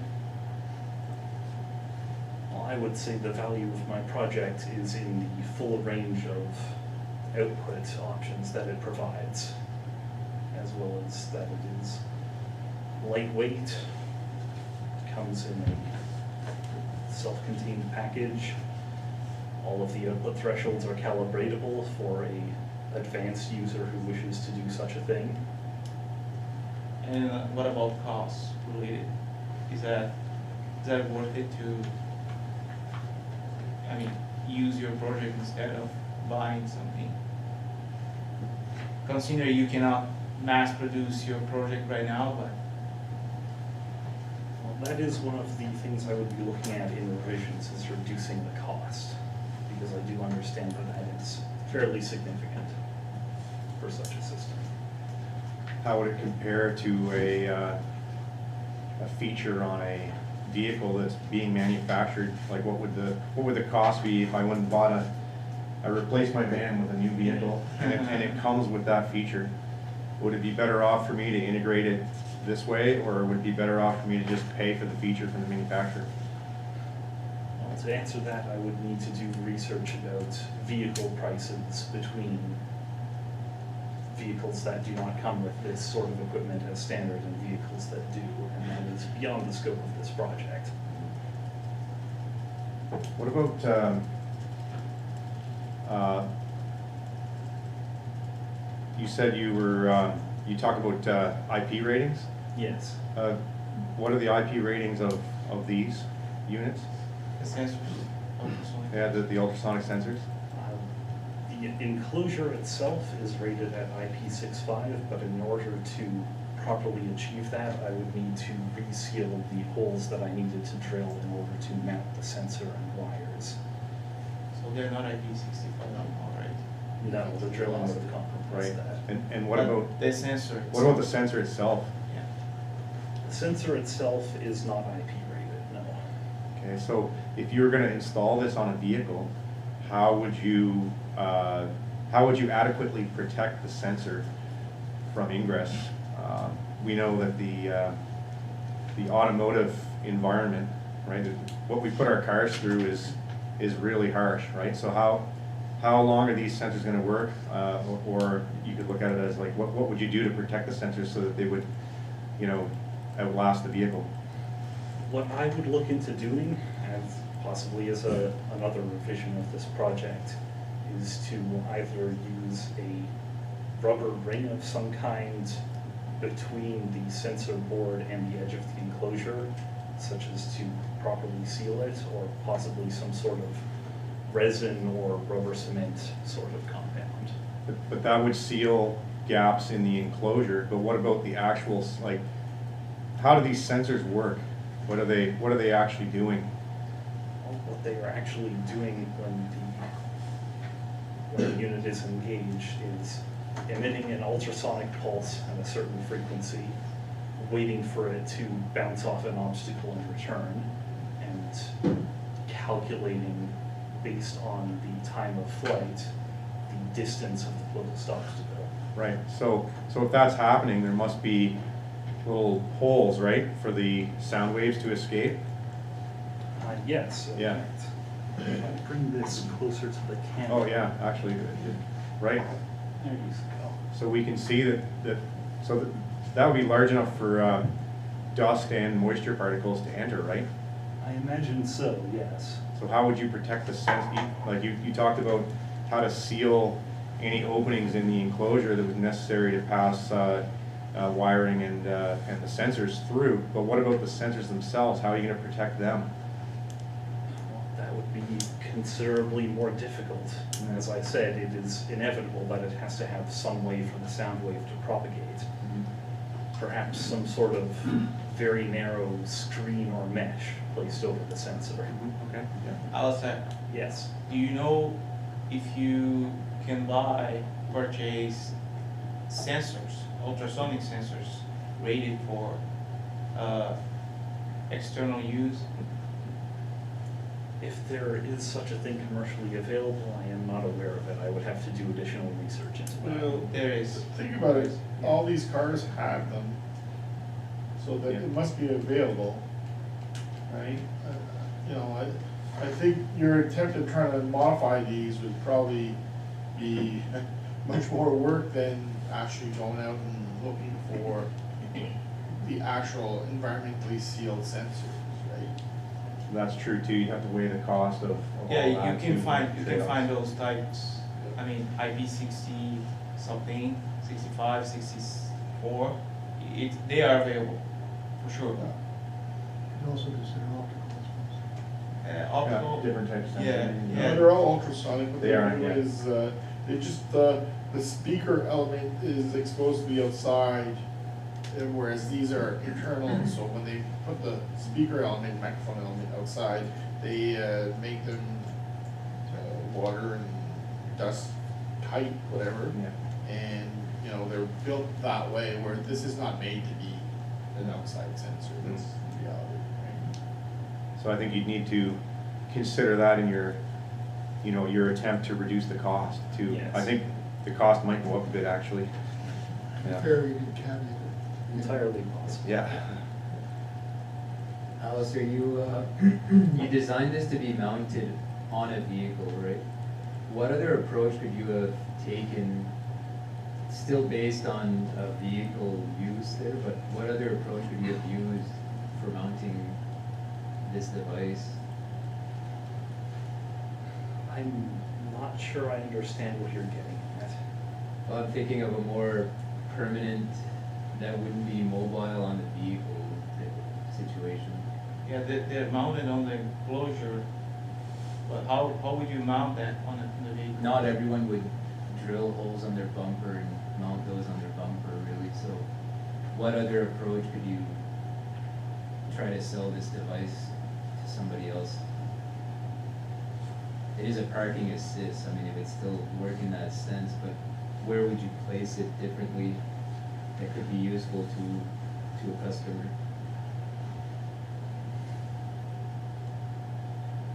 Well, as far as mounting, I suppose it would be worth looking into a strong adhesive or a magnet as an option. I was thinking more like a permanent, I mean, you'd leave it there and it'd stay there kind of thing. I'm afraid I'm not sure what you're getting at, sorry. Well, what I would see is maybe mounting it permanently in a garage, so if somebody was parking their vehicle. it Oh, would- I it see, would to mount- have it mounted in the parking space that Right. you use frequently and have it. So it would have the same purpose, however, it wouldn't be exposed to the elements as this would be. It would be permanently mounted in a garage, so they would park as close as to the end of the garage without looking, well, they shouldn't be looking anyways, but anyways. As opposed I to see a what hanging you- tennis ball. Yeah, that's right. Yes, the old tennis ball sensor. Yes. Yeah. Thanks. That can fail so often, right?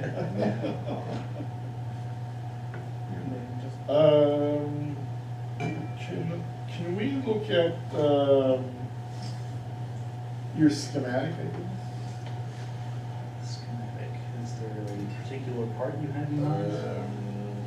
Just, maybe the one that has C5 there for.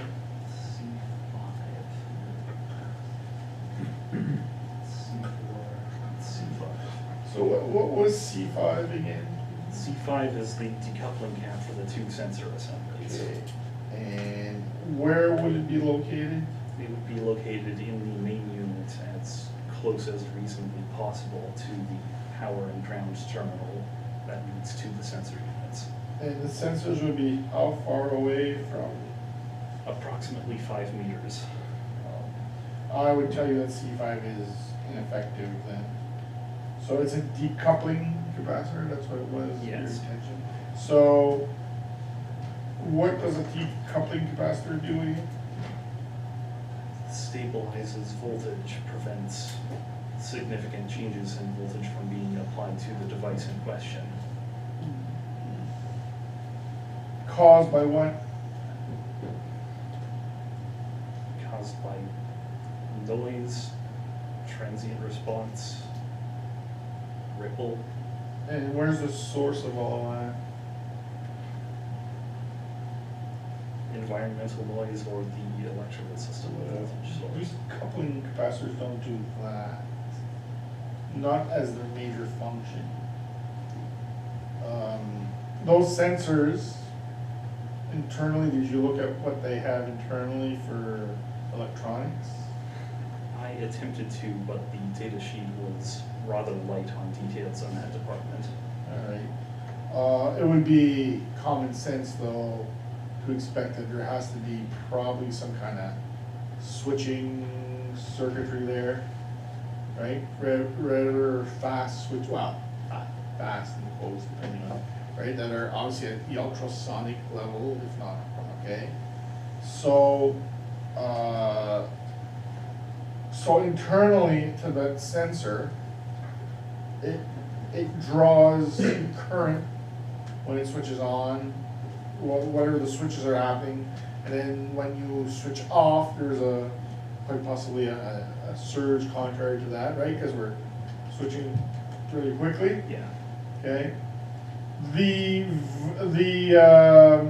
power source, or the power source to that, let's say sensor 1, okay, is connected to pin 5 and ground, right? And you said that could be several meters away. Yes.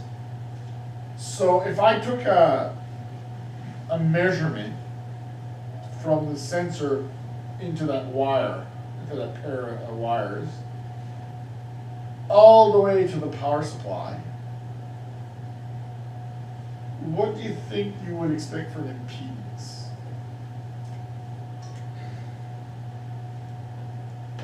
I'm not sure as far as exact quantity, but I imagine there would be a noticeable one.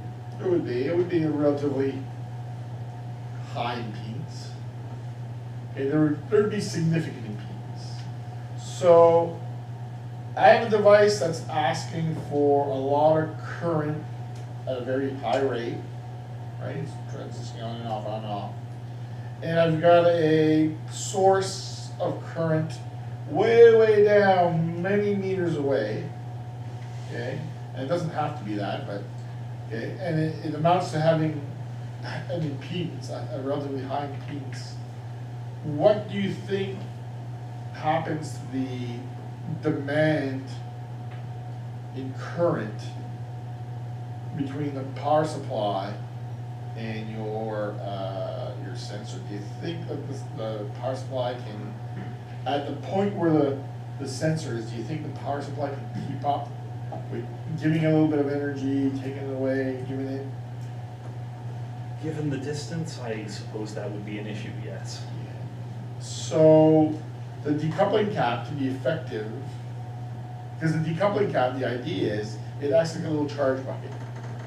And when the source of the switching is actually inside your sensor, okay, or whatever you're attaching your decoupling cap to, when it needs to draw a lot of energy really quickly, the decoupling cap kind of becomes the bucket that we draw from. Yes. And then when it unswitches and the current actually reverses itself and the voltage comes back up, the decoupling cap takes in, fills itself. Okay? So do you think that for the decoupling cap to be effective, it should be located where you placed it? It would have to be within the sensor assembly. It should be, yeah, exactly. Now, the other thing I would say is you probably, if this sensor was designed effectively, what do you think is probably inside the sensor? Some sort of decoupling cap or similar functionality. Exactly. So now if you want to ensure, well, again, your decoupling cap should have been at the sensors and not where it's at there. Where it's at there is ineffective. Okay. If you needed some filtering and things like that, yeah, maybe there, it depends, okay? So the big thing with decoupling caps that I've been trying to get across to everybody is they're trying to prevent the device itself from creating a large demand in current very quickly, okay? And the power supply not being able to provide that because either the power supply is high impedance or the path to it is high impedance. And you know, in your case, it's many meters, so it becomes an issue, okay? But it doesn't have to be many meters. It can be centimeters worth. It can be depending on how fast the transitions are happening, okay? So, yeah, again, so I think that C5 there is well intended, just not very effective. Okay. The other thing I had was purpose of no, the buzzer location. That's what it was. Buzzer location. Is your red LED very bright? I want to look for that thing. Shall I switch to the camera again? Well, you could, sure.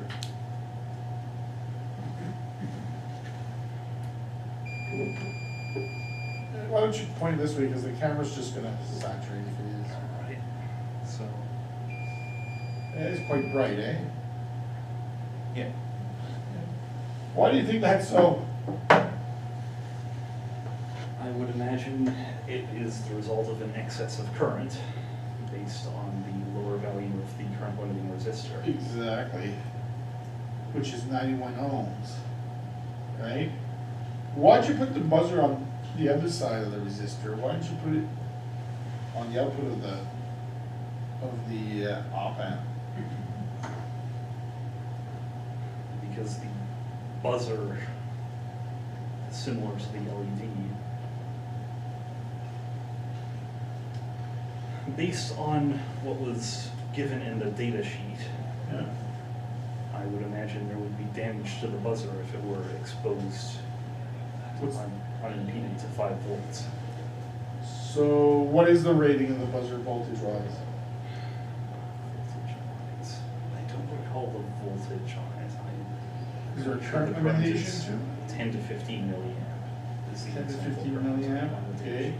So if we start calculating this, because you know what? That buzzer's gonna have 1.7 volts across it no matter what. Why? Because that is the voltage of the LED. That's right. So if you sat there and you calculated that, does the current exceed that? Okay. Or does it meet that? But why not just branch it off the other side with a resistor on its own and size both resistors? The idea there was to minimize the number of components and thus minimize cost. Yeah, okay, but what happens if you want to make the buzzer louder? Maybe the buzzer wouldn't have been loud enough this way. Maybe it is, I mean, I don't know, it depends on that. That is fair. That is a design consideration that would be worth addressing. Or it could have been the flip side, your LED could have been maybe too bright, not bright enough. Right? Yeah. In this way, you're tied to trying to compromise both, because how did you get 91 ohms? Pretty calculation based on the total current as well as the voltage of the LED. The total current of what? Total current of the LED and the buzzer. Okay. And the voltage of the LED. The buzzer had a voltage range specified in the data sheet rather than a specific voltage. Okay. But they're in parallel, it must have been a bit of a difficult way of determining the LED current.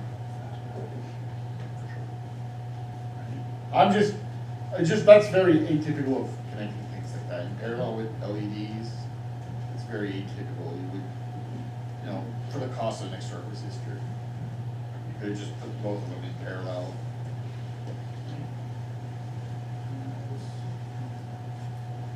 One more question? Yeah, did you bring up the schematic where you introduced your analog switcher chip? Maybe please, yeah. Your explanation of how that switcher operates was very concise, a little bit simplified, I think. Based on the condition of the two inputs, your contacts, either operated or non-operated, do you have something like a truth table? I do not have a truth The table operation of available that for switcher? it, no. Give me a spec sheet. There is one in the data sheet. I remember examining it closely as I was planning this, but I don't have it available. And it's, yeah, it's probably a little bit nitpicky for a presentation to an audience, but it would be interesting to see the truth table that goes along with that. So if I wanted to read your report, I would find the truth table, right? If I look right now. Just give me a half an hour to make the edits and resubmit.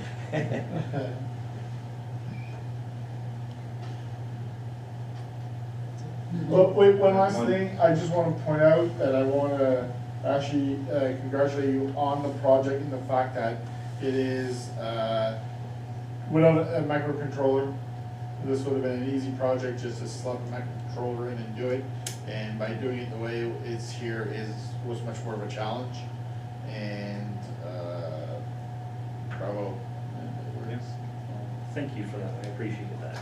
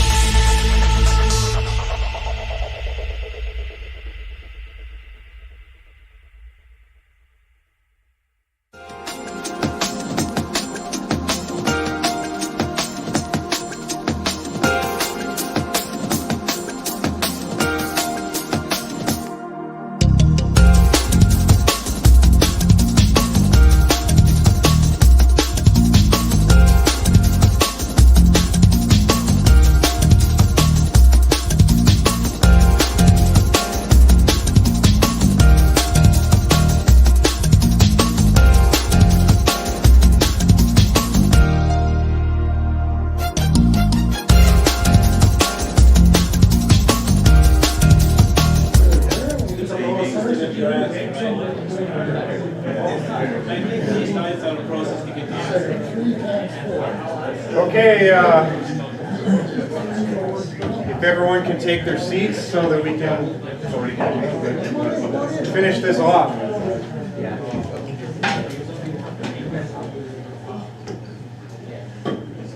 Okay, so for our final presentation for the symposium for this year, we have Mr. Matt Pelkey, and he's going to present to us on his RPN calculator. Thank you. As Mr. Broad said, I am Matt Pelkey. I'm part of the Electronics Engineering Technology program here at NBCC. I'm in the industrial option. My project was a RPN calculator. Work. Okay. So what I'm going to go through is what is RPN, what does it stand for, what does it mean, how do you use it, the history of where it came from. I'm going to talk about the user interface of my project. I'll look over the block diagram, the schematic, and the flow charts for my project. The problems I encountered along the way during these last 5 or 6 months, the limitations of the calculator, the testing results for the tests I did on the calculator, and then I will conclude. So, what is RPN? Before I talk about that, everyone who uses a calculator is probably familiar with what is referred to as infix notation.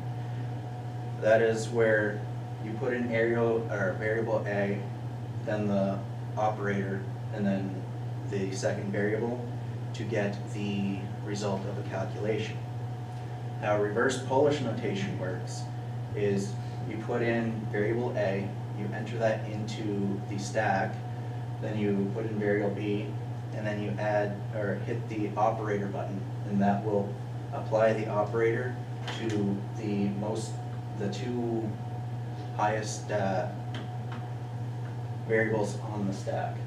There is also what's called forward Polish notation, and that's where you add in the operator first and then the two variables afterwards. However, I'm not really going to talk much about that. I just wanted to mention that it does exist. The reverse Polish notation was invented by Jan, I'm probably going to do a terrible job pronouncing this, Wojciechowicz. He was a logician and philosopher, and he developed this because he found it helped him with mathematical proofs. He could work through them a lot easier and cleaner without having to add in parentheses and use bedmass and that sort of system of operations, order of operations. The term reverse Polish notation came from his nationality because I don't think anybody wanted to try to pronounce his last name. So, on to the user interface. The calculator I created has 32 buttons. There are the numeric buttons, which are obvious, and it does go A through F for if you're in hexadecimal mode. It does basic arithmetic. It has an exponent key, so if you need to do like 12 times 10 to the, 12 times 10 to the third power, you can use that key. It has 10 storage registers. Each one is on one of the number buttons, and you can access it using the store button, or recall if you use shift and then recall, and then the number button. It does trigonometric functions. It does only do radians, as I had issues with memory. I will talk about that later. It has a reciprocal key, a factorial key, You can do base 10 logarithms with it. If you need to exchange the top two variables on the stack, there is a key for that. Sometimes you do need to do that when doing calculations. It does squaring, rooting, and then y to the x powered and x, or the x root of y. It does have a delete key in case you mess up entering. If you really mess up entering, there's the clear entry key. And if you just want to clear the whole thing, you can do that with the all clear function. And for convenience, because it's working in radians, there is a pi key. You can just enter the value of pi directly in.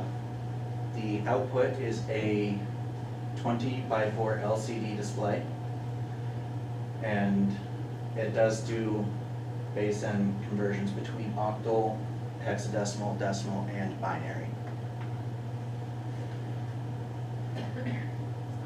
So moving on to the block diagram, the circuit itself is fairly simple, so that is reflected on the block diagram. It starts with a 4.5 volt power supply. It uses 3 AAA batteries as the power supply, and that is fed into either the voltage regulator, or the display driver for the LCD also needs the 4.5 volts. The microcontroller itself only needs 3 volts, and the microcontroller will scan for entry on the keypad using a bus, which a second bus relays the button press.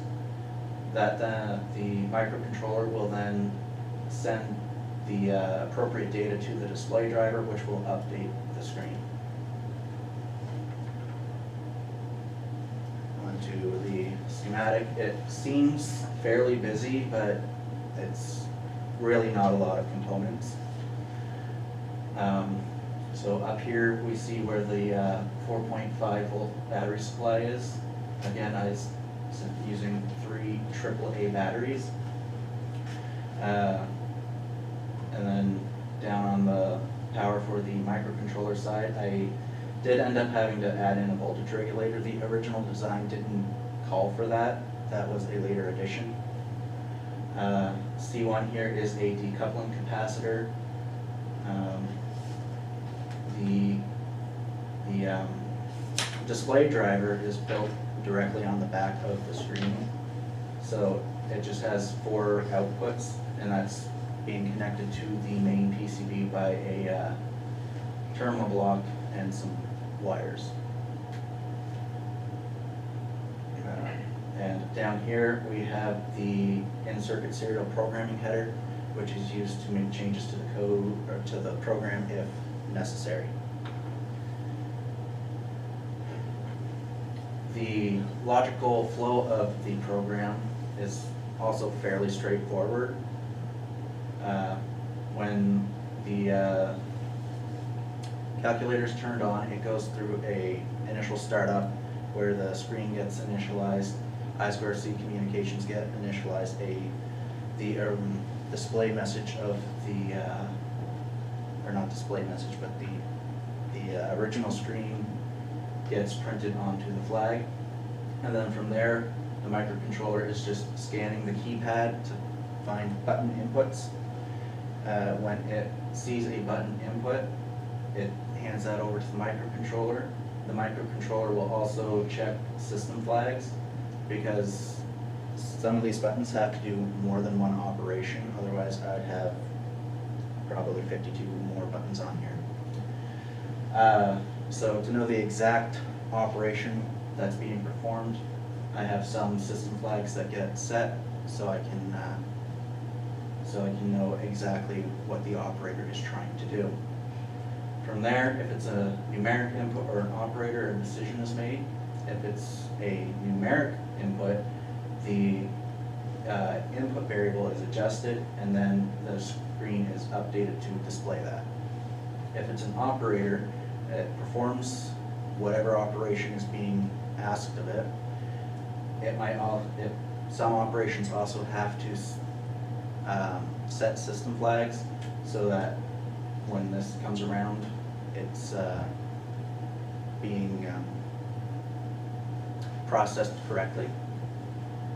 And then that will update the display based on what's been input into the device. And then it just circles back to the scanning of the key input, and it will continually do that until the next button is pressed. So, problems encountered along the way. The original LCD I was going to use was a 16:2 LCD. The data sheet said it could run on less than 3 volts, and while that is technically true, it's only when it's initialized in 1 line mode, and I would like to use it in 2 line mode.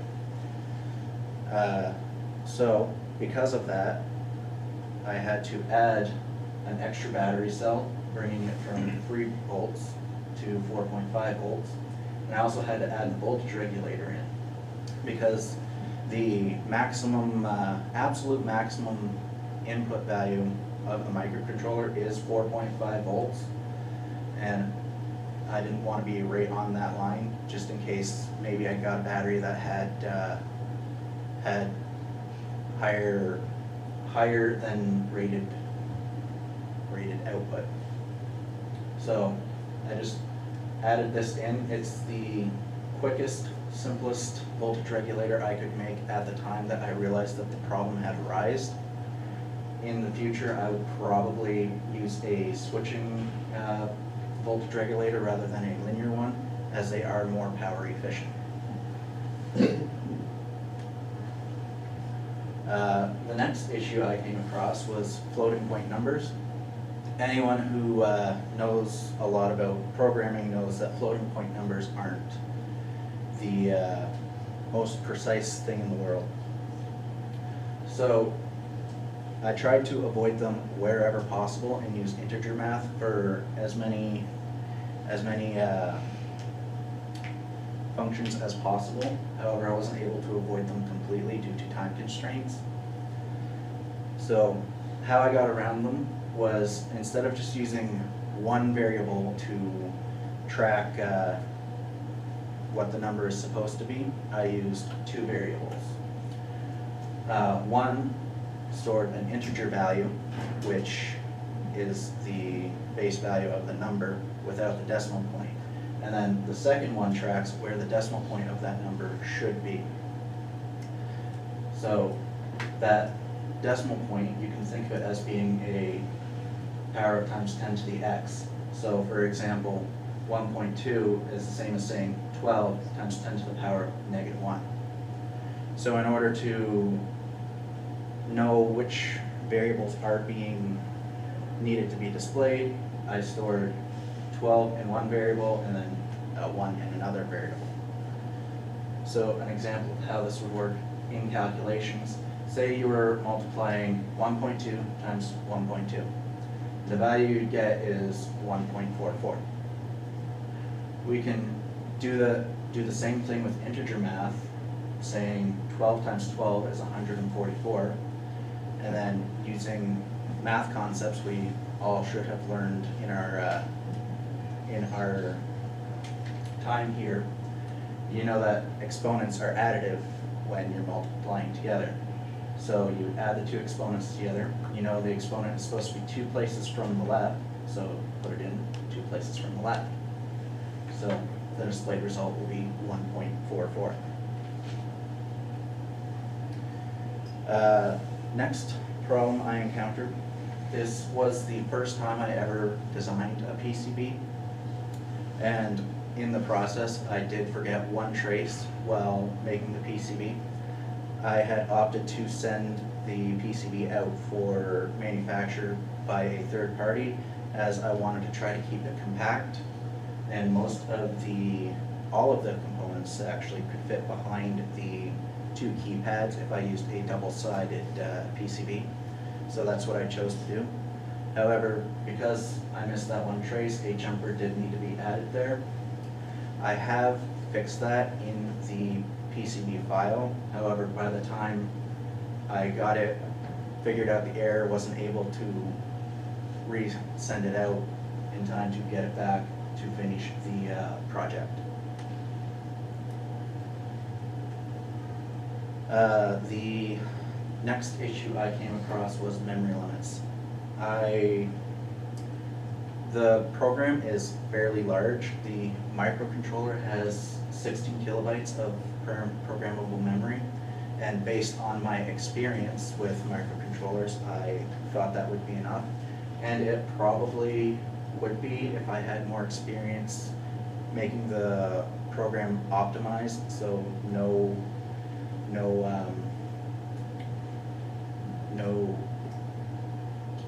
line of code was there that shouldn't be. And I'm pretty sure there's still more things I can go through to reduce the amount of bloat.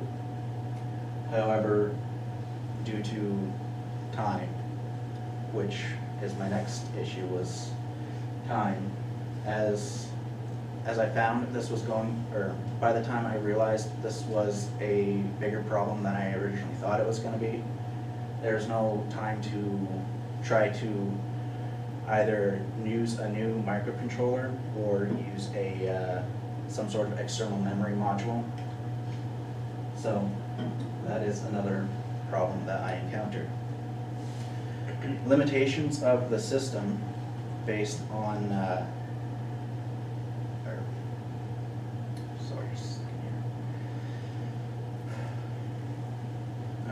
there are limitations of the system due to the constraints I came across. I just ran out of time to try to implement these features.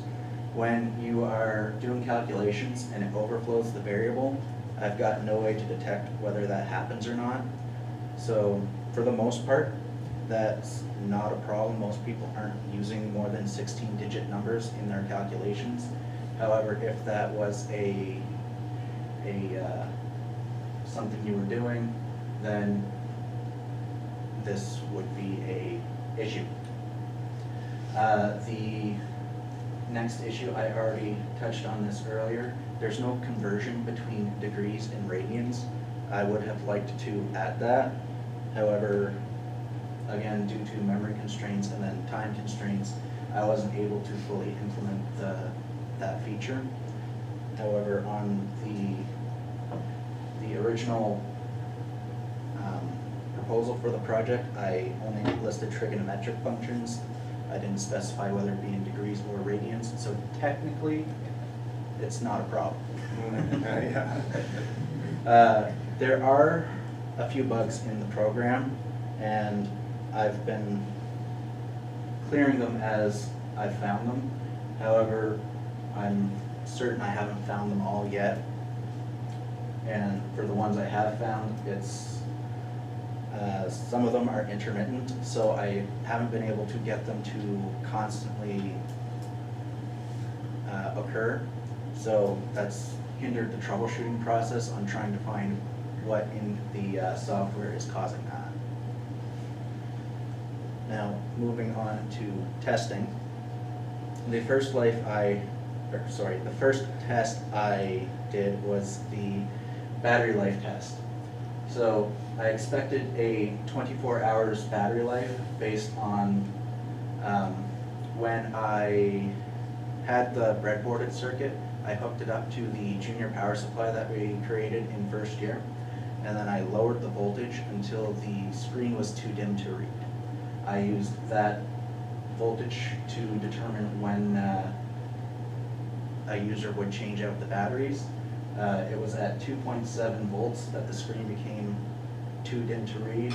You could really go lower if you wanted to strain your eyes, but it's not recommended. So 2.7 volts over 3 cells is 0.9 volts per cell. Based on this graph provided by Duracell, which is the company who made the batteries I used in my test, it's approximately 24 hours, give or take, which is where I came up with the number.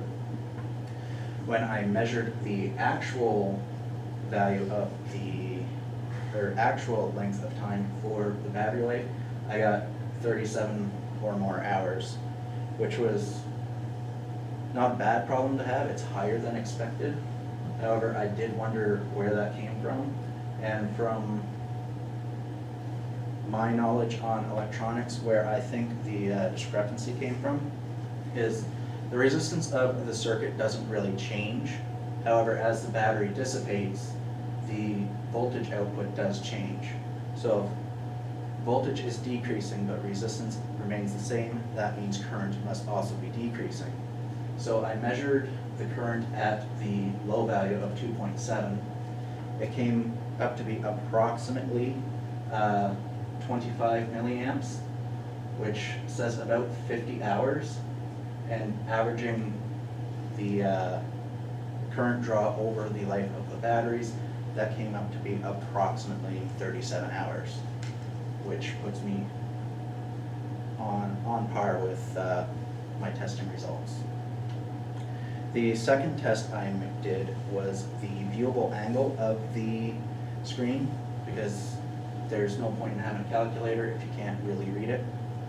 So what I did for this test was I created this little jig out of poster board, and that little dot right there, I'm not sure if you can see it in the back, but there is a vertical line going down the middle of the poster board here. Coincides with the center of the screen. I didn't measure the exact center of the screen, however I did put it close enough so that most people would call it the center of the screen. And then I looked along the outside edge of this until something on the screen became obscured, or the contrast became too far off to properly read the screen. And so I did this test on both sides. I created a little mark on the edge where I lost sight of the digits, excuse me. And then from there, I could just use this point as the center, measure that angle.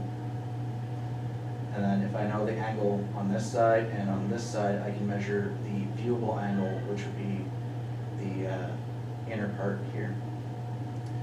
So it was found that from the 3 o'clock to 9 o'clock position, there's 130 degrees of viewability. And from 6 o'clock to 12 o'clock, I measured 110 degrees of viewability. So, in conclusion, if I were to make a version 2, I would be addressing the shortcomings. I would find a way to add memory to the system, or use a alternate microcontroller. I would try to find algorithms to avoid using floats altogether, as during the demonstration I'll probably be able to show you how the floats cause inaccuracies or imprecisions. And I would also like to try to find and fix all the bugs available. And for versions after this, the sky is really the limit. You can upgrade the screen to be higher resolution to make it a graphing calculator. You can add more functionalities if you've got the space for it. Eventually, if you wanted to upgrade it more and more and more, you could probably end up just with a laptop that you've created from scratch.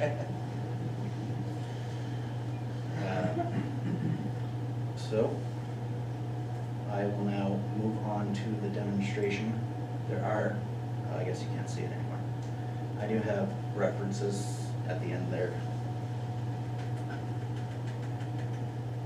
Ooh, too far. I do have the references there. So.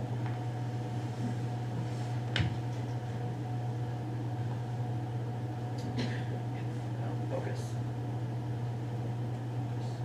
Focus. There we go. So, when you first It's turn upside it on, down. it's upside. Yeah, turn the whole camera around if you can. It'll make it a little awkward, but Yeah. Push. There we go. Okay. We can see a lot more now. so you can enter button, or enter digits into the stack. I can add those together, push results onto the stack. I can subtract results from each other. I can create negative numbers, and then if I multiply that together, you get the proper result. I can divide. If, as earlier I was saying, you need an exponent, 12, it puts it up onto the message line, and then gives a little E indicator to let you know that you're still inputting for this variable. So times 10 to the 12, and when I enter that into the stack, it multiplies it together. If I need decimal places, I can put a decimal into a number. If I mess up on input, I can delete input and it still enters in properly. Or I can clear it, clear the entire stack. I can convert between octal, decimal, hexadecimal, and binary, and when it does the conversion, it converts everything in the stack, not just the numbers that are displayed. Well, it doesn't really convert, it's just displaying the hex version of everything in the stack. So if I move over to hexadecimal, you can see that 15 turned into F and 16 turned into 10. Or I can move over to octal, binary, back to decimal. I can square numbers, square root numbers, do 10 to the fourth power, do 10,000, the fourth root of 10,000 will bring me back down to 10. If I need to swap those two digits, so it put the, it swapped the two around, so 10 is now in the y variable and x, x is now equal to 16. Let's clear everything off again. I have a factorial button, so 5 factorial is 120. And I have, what haven't I done yet? Oh, I can store this into a register. It'll pop up saying stored in register 1. I can clear that away and then recall that back from the register. And then when I push that into the stack, it clears it back. The pi key, as mentioned, displays pi, and then I can find the sign of that. And here is an issue with the floats. This should be 0, but it's negative 0. However many zeros that is 8. And that issue does appear in every function I used floats with. Again, something I would like to fix in the future. There is a reciprocal button, so it'll do 1 divided by whatever the x value is. And logarithms, I haven't done logarithms yet, so I do 1,000, I can do the log base 10, and here's another example of the issue. I did try to fix it because I found most often it was either that little bit above or below, and I tried to look to see if it needed to be rounded up or down just based on that last digit, and it would, I did have success for some variables, but others it still shows up as an issue. But however, that does conclude the demonstration. Before you switch back, can you raise the level of the camera so we can see the whole project? Okay.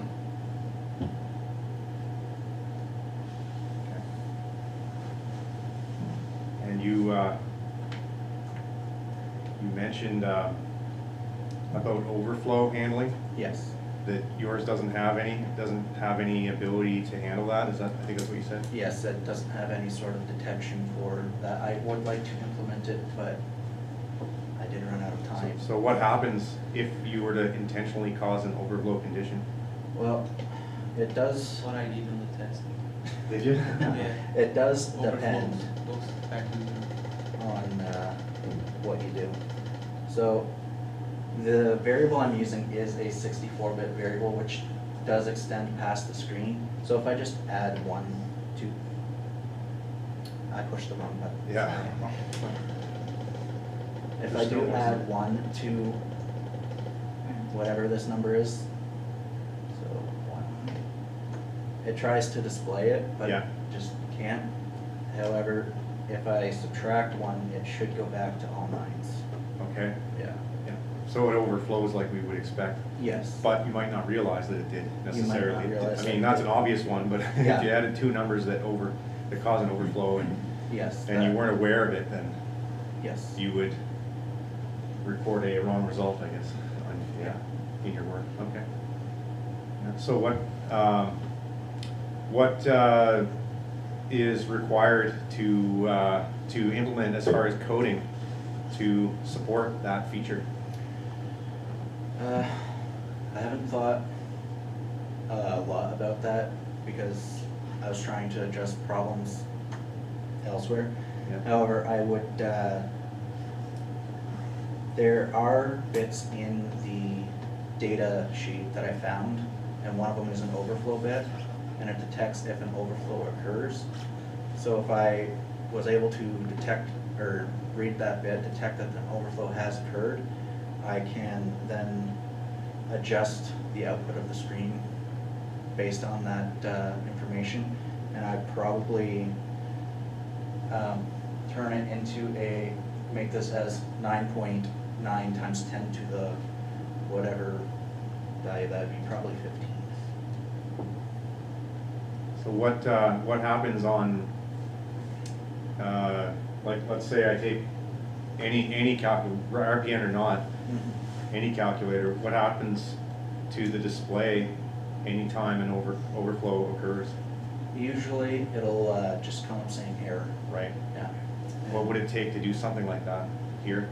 An if statement in the line of code that says that changes the message line to error. Okay. I can't kind of demonstrate that. If I tried to take the factorial of a number that's way too large, it does pop up saying error, number too large. Okay. I do have some implementations. Right, yeah. If you try to divide by 0, error and Have you fine. investigated maybe there's other ways of finding out there's an overflow error? Maybe there's functionality within the micro that occurs too. Interruption. Yes, there's probably stuff in the micro that handles that apart from the overflow bit. Yeah. That's definitely where you catch it. Yes. Sorry. You brought back. Sorry, I'll try to project more. Yeah. Anybody else have any questions? I think it's about the memory. You said you have an issue with your, the microcontroller itself doesn't have enough memory? Yes, the microcontroller has 16 kilobytes of programmable memory. I have filled all of that. May I ask, are you using a lot of strings? I have 2 or 3 strings, but I reuse them as necessary because I don't need multiple strings of, well, actually, no, sorry, you said strings, not arrays. Yes, there are a fair amount of strings in the code. Like 16 kilobyte it's a lot. Yeah. I'm not sure what goes in, like, it's calculated at the end of the day, so I'm not sure what's causing that you have this large program. Like, how many lines there? Close to 2,000. I think in the type of variables you're using that causing that the issue. Okay.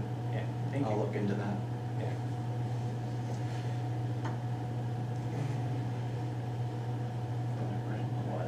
Matt, Yeah. could you talk about if it's viable to build your project or not? Consider the price of why would I build your project instead of buying a calculator? When I originally did research on the availability of RPM calculators, I only found one made by HP, and it's, The graphic one. yeah. It is fairly big, or fairly large, and it is $200. However, after creating this, which was, the budget of this was $150, I did go over budget based on an aesthetic choice on the enclosure. I felt that it would look a lot nicer using this enclosure than the standard black brick plastic ones. However, the biggest feature of this that they really could implement on any other calculator, it has a backlit screen. And for me, when I've been doing calculations over the last 2 years and it's getting dark out, that's one thing I kind of wish that my calculators had, was a backlit screen. How much did the backlight contribute to reducing the battery longevity? I'm not sure, I didn't test for that or check for that. Is that something that is an option that you can turn on and off, or is it on all the time, or? Currently I have it set to be on all the time. There would be ways of implementing a feature to turn it on and off.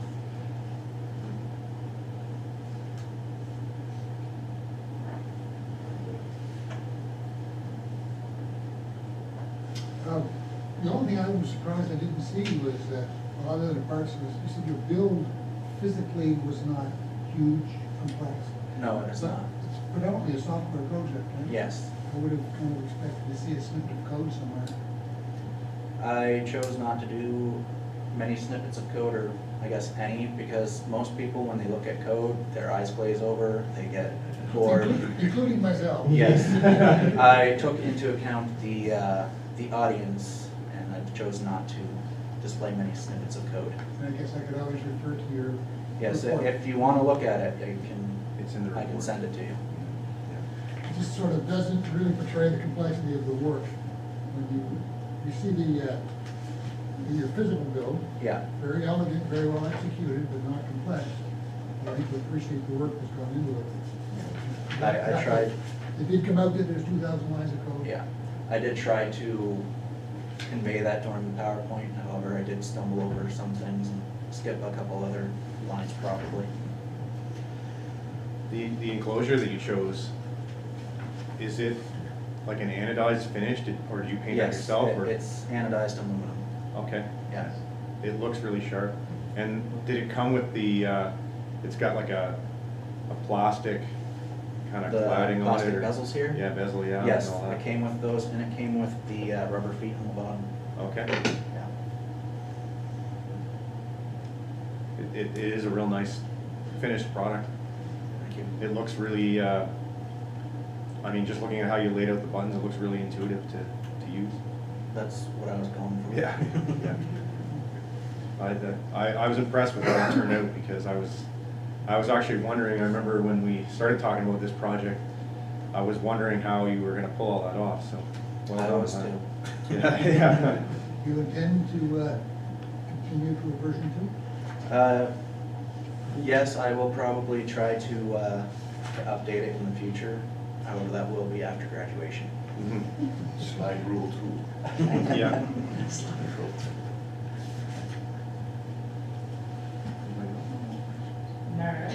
Yeah. Philip. I've got 2 questions. Number one, you said that obviously code was an issue for your memory.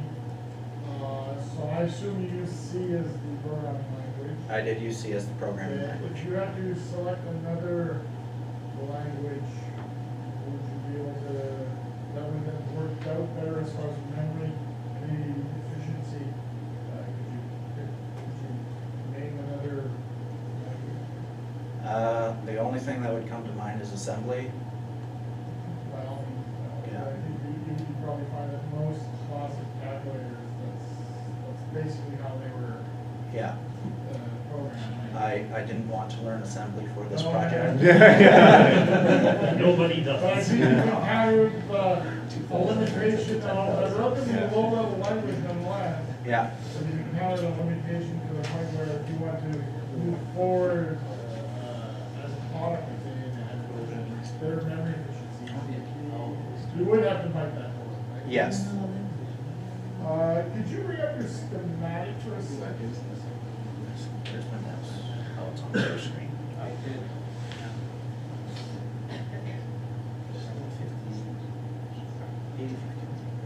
Oh, there we go.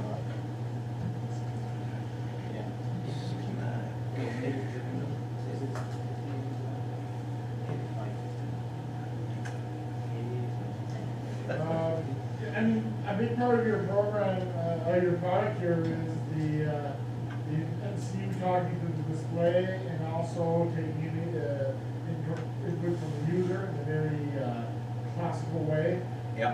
Could you just kind of, again, I understand you don't have code there, but could you just maybe, off the top of your head, step us through how that TIC-24 determines which key press is pressed? How does it determine that? So how it determines the key press is there are pins that connect to the both keypads. I connected them in series, and it will put one of these pins high at a time, and it will ensure that the rest are low. I've put that into the program because I did have issues with it not ensuring that the rest are low.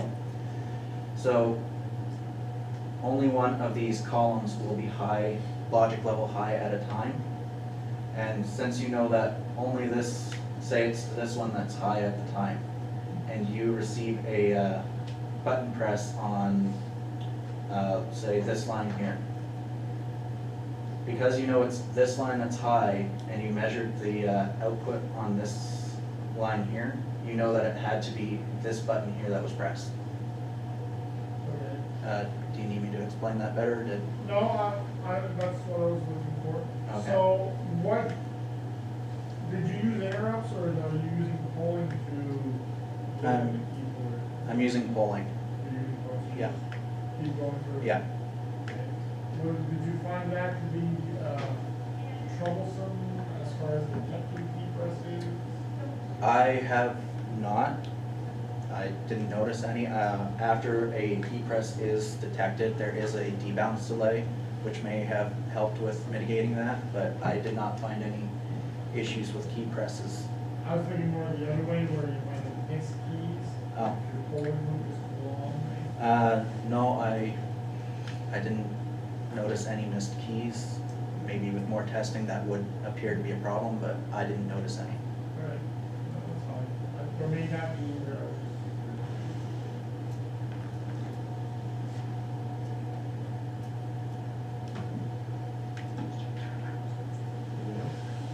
It's not really a question, but a comment there. I like the way you use the bus bar and the labeling there is very clean and neat. That was nice. Thank you.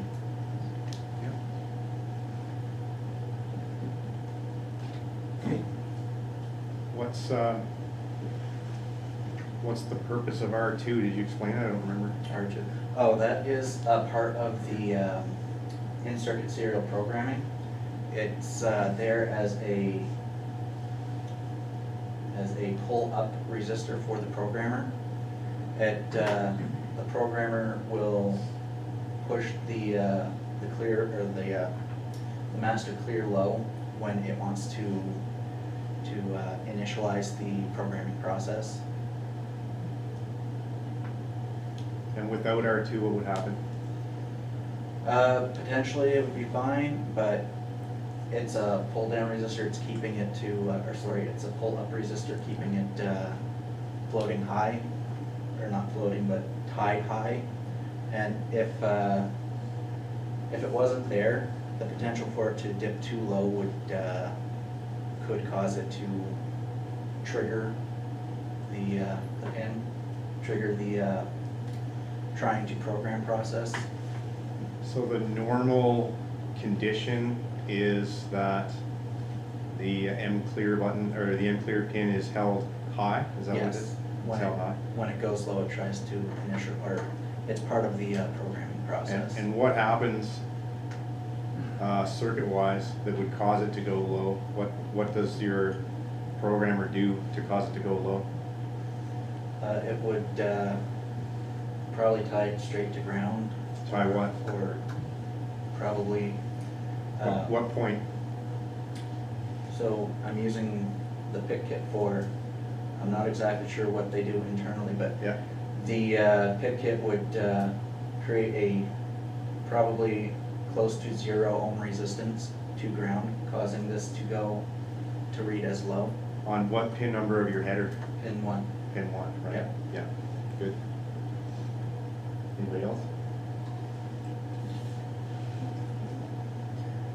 Well, I guess we're right on 12:15, so well done.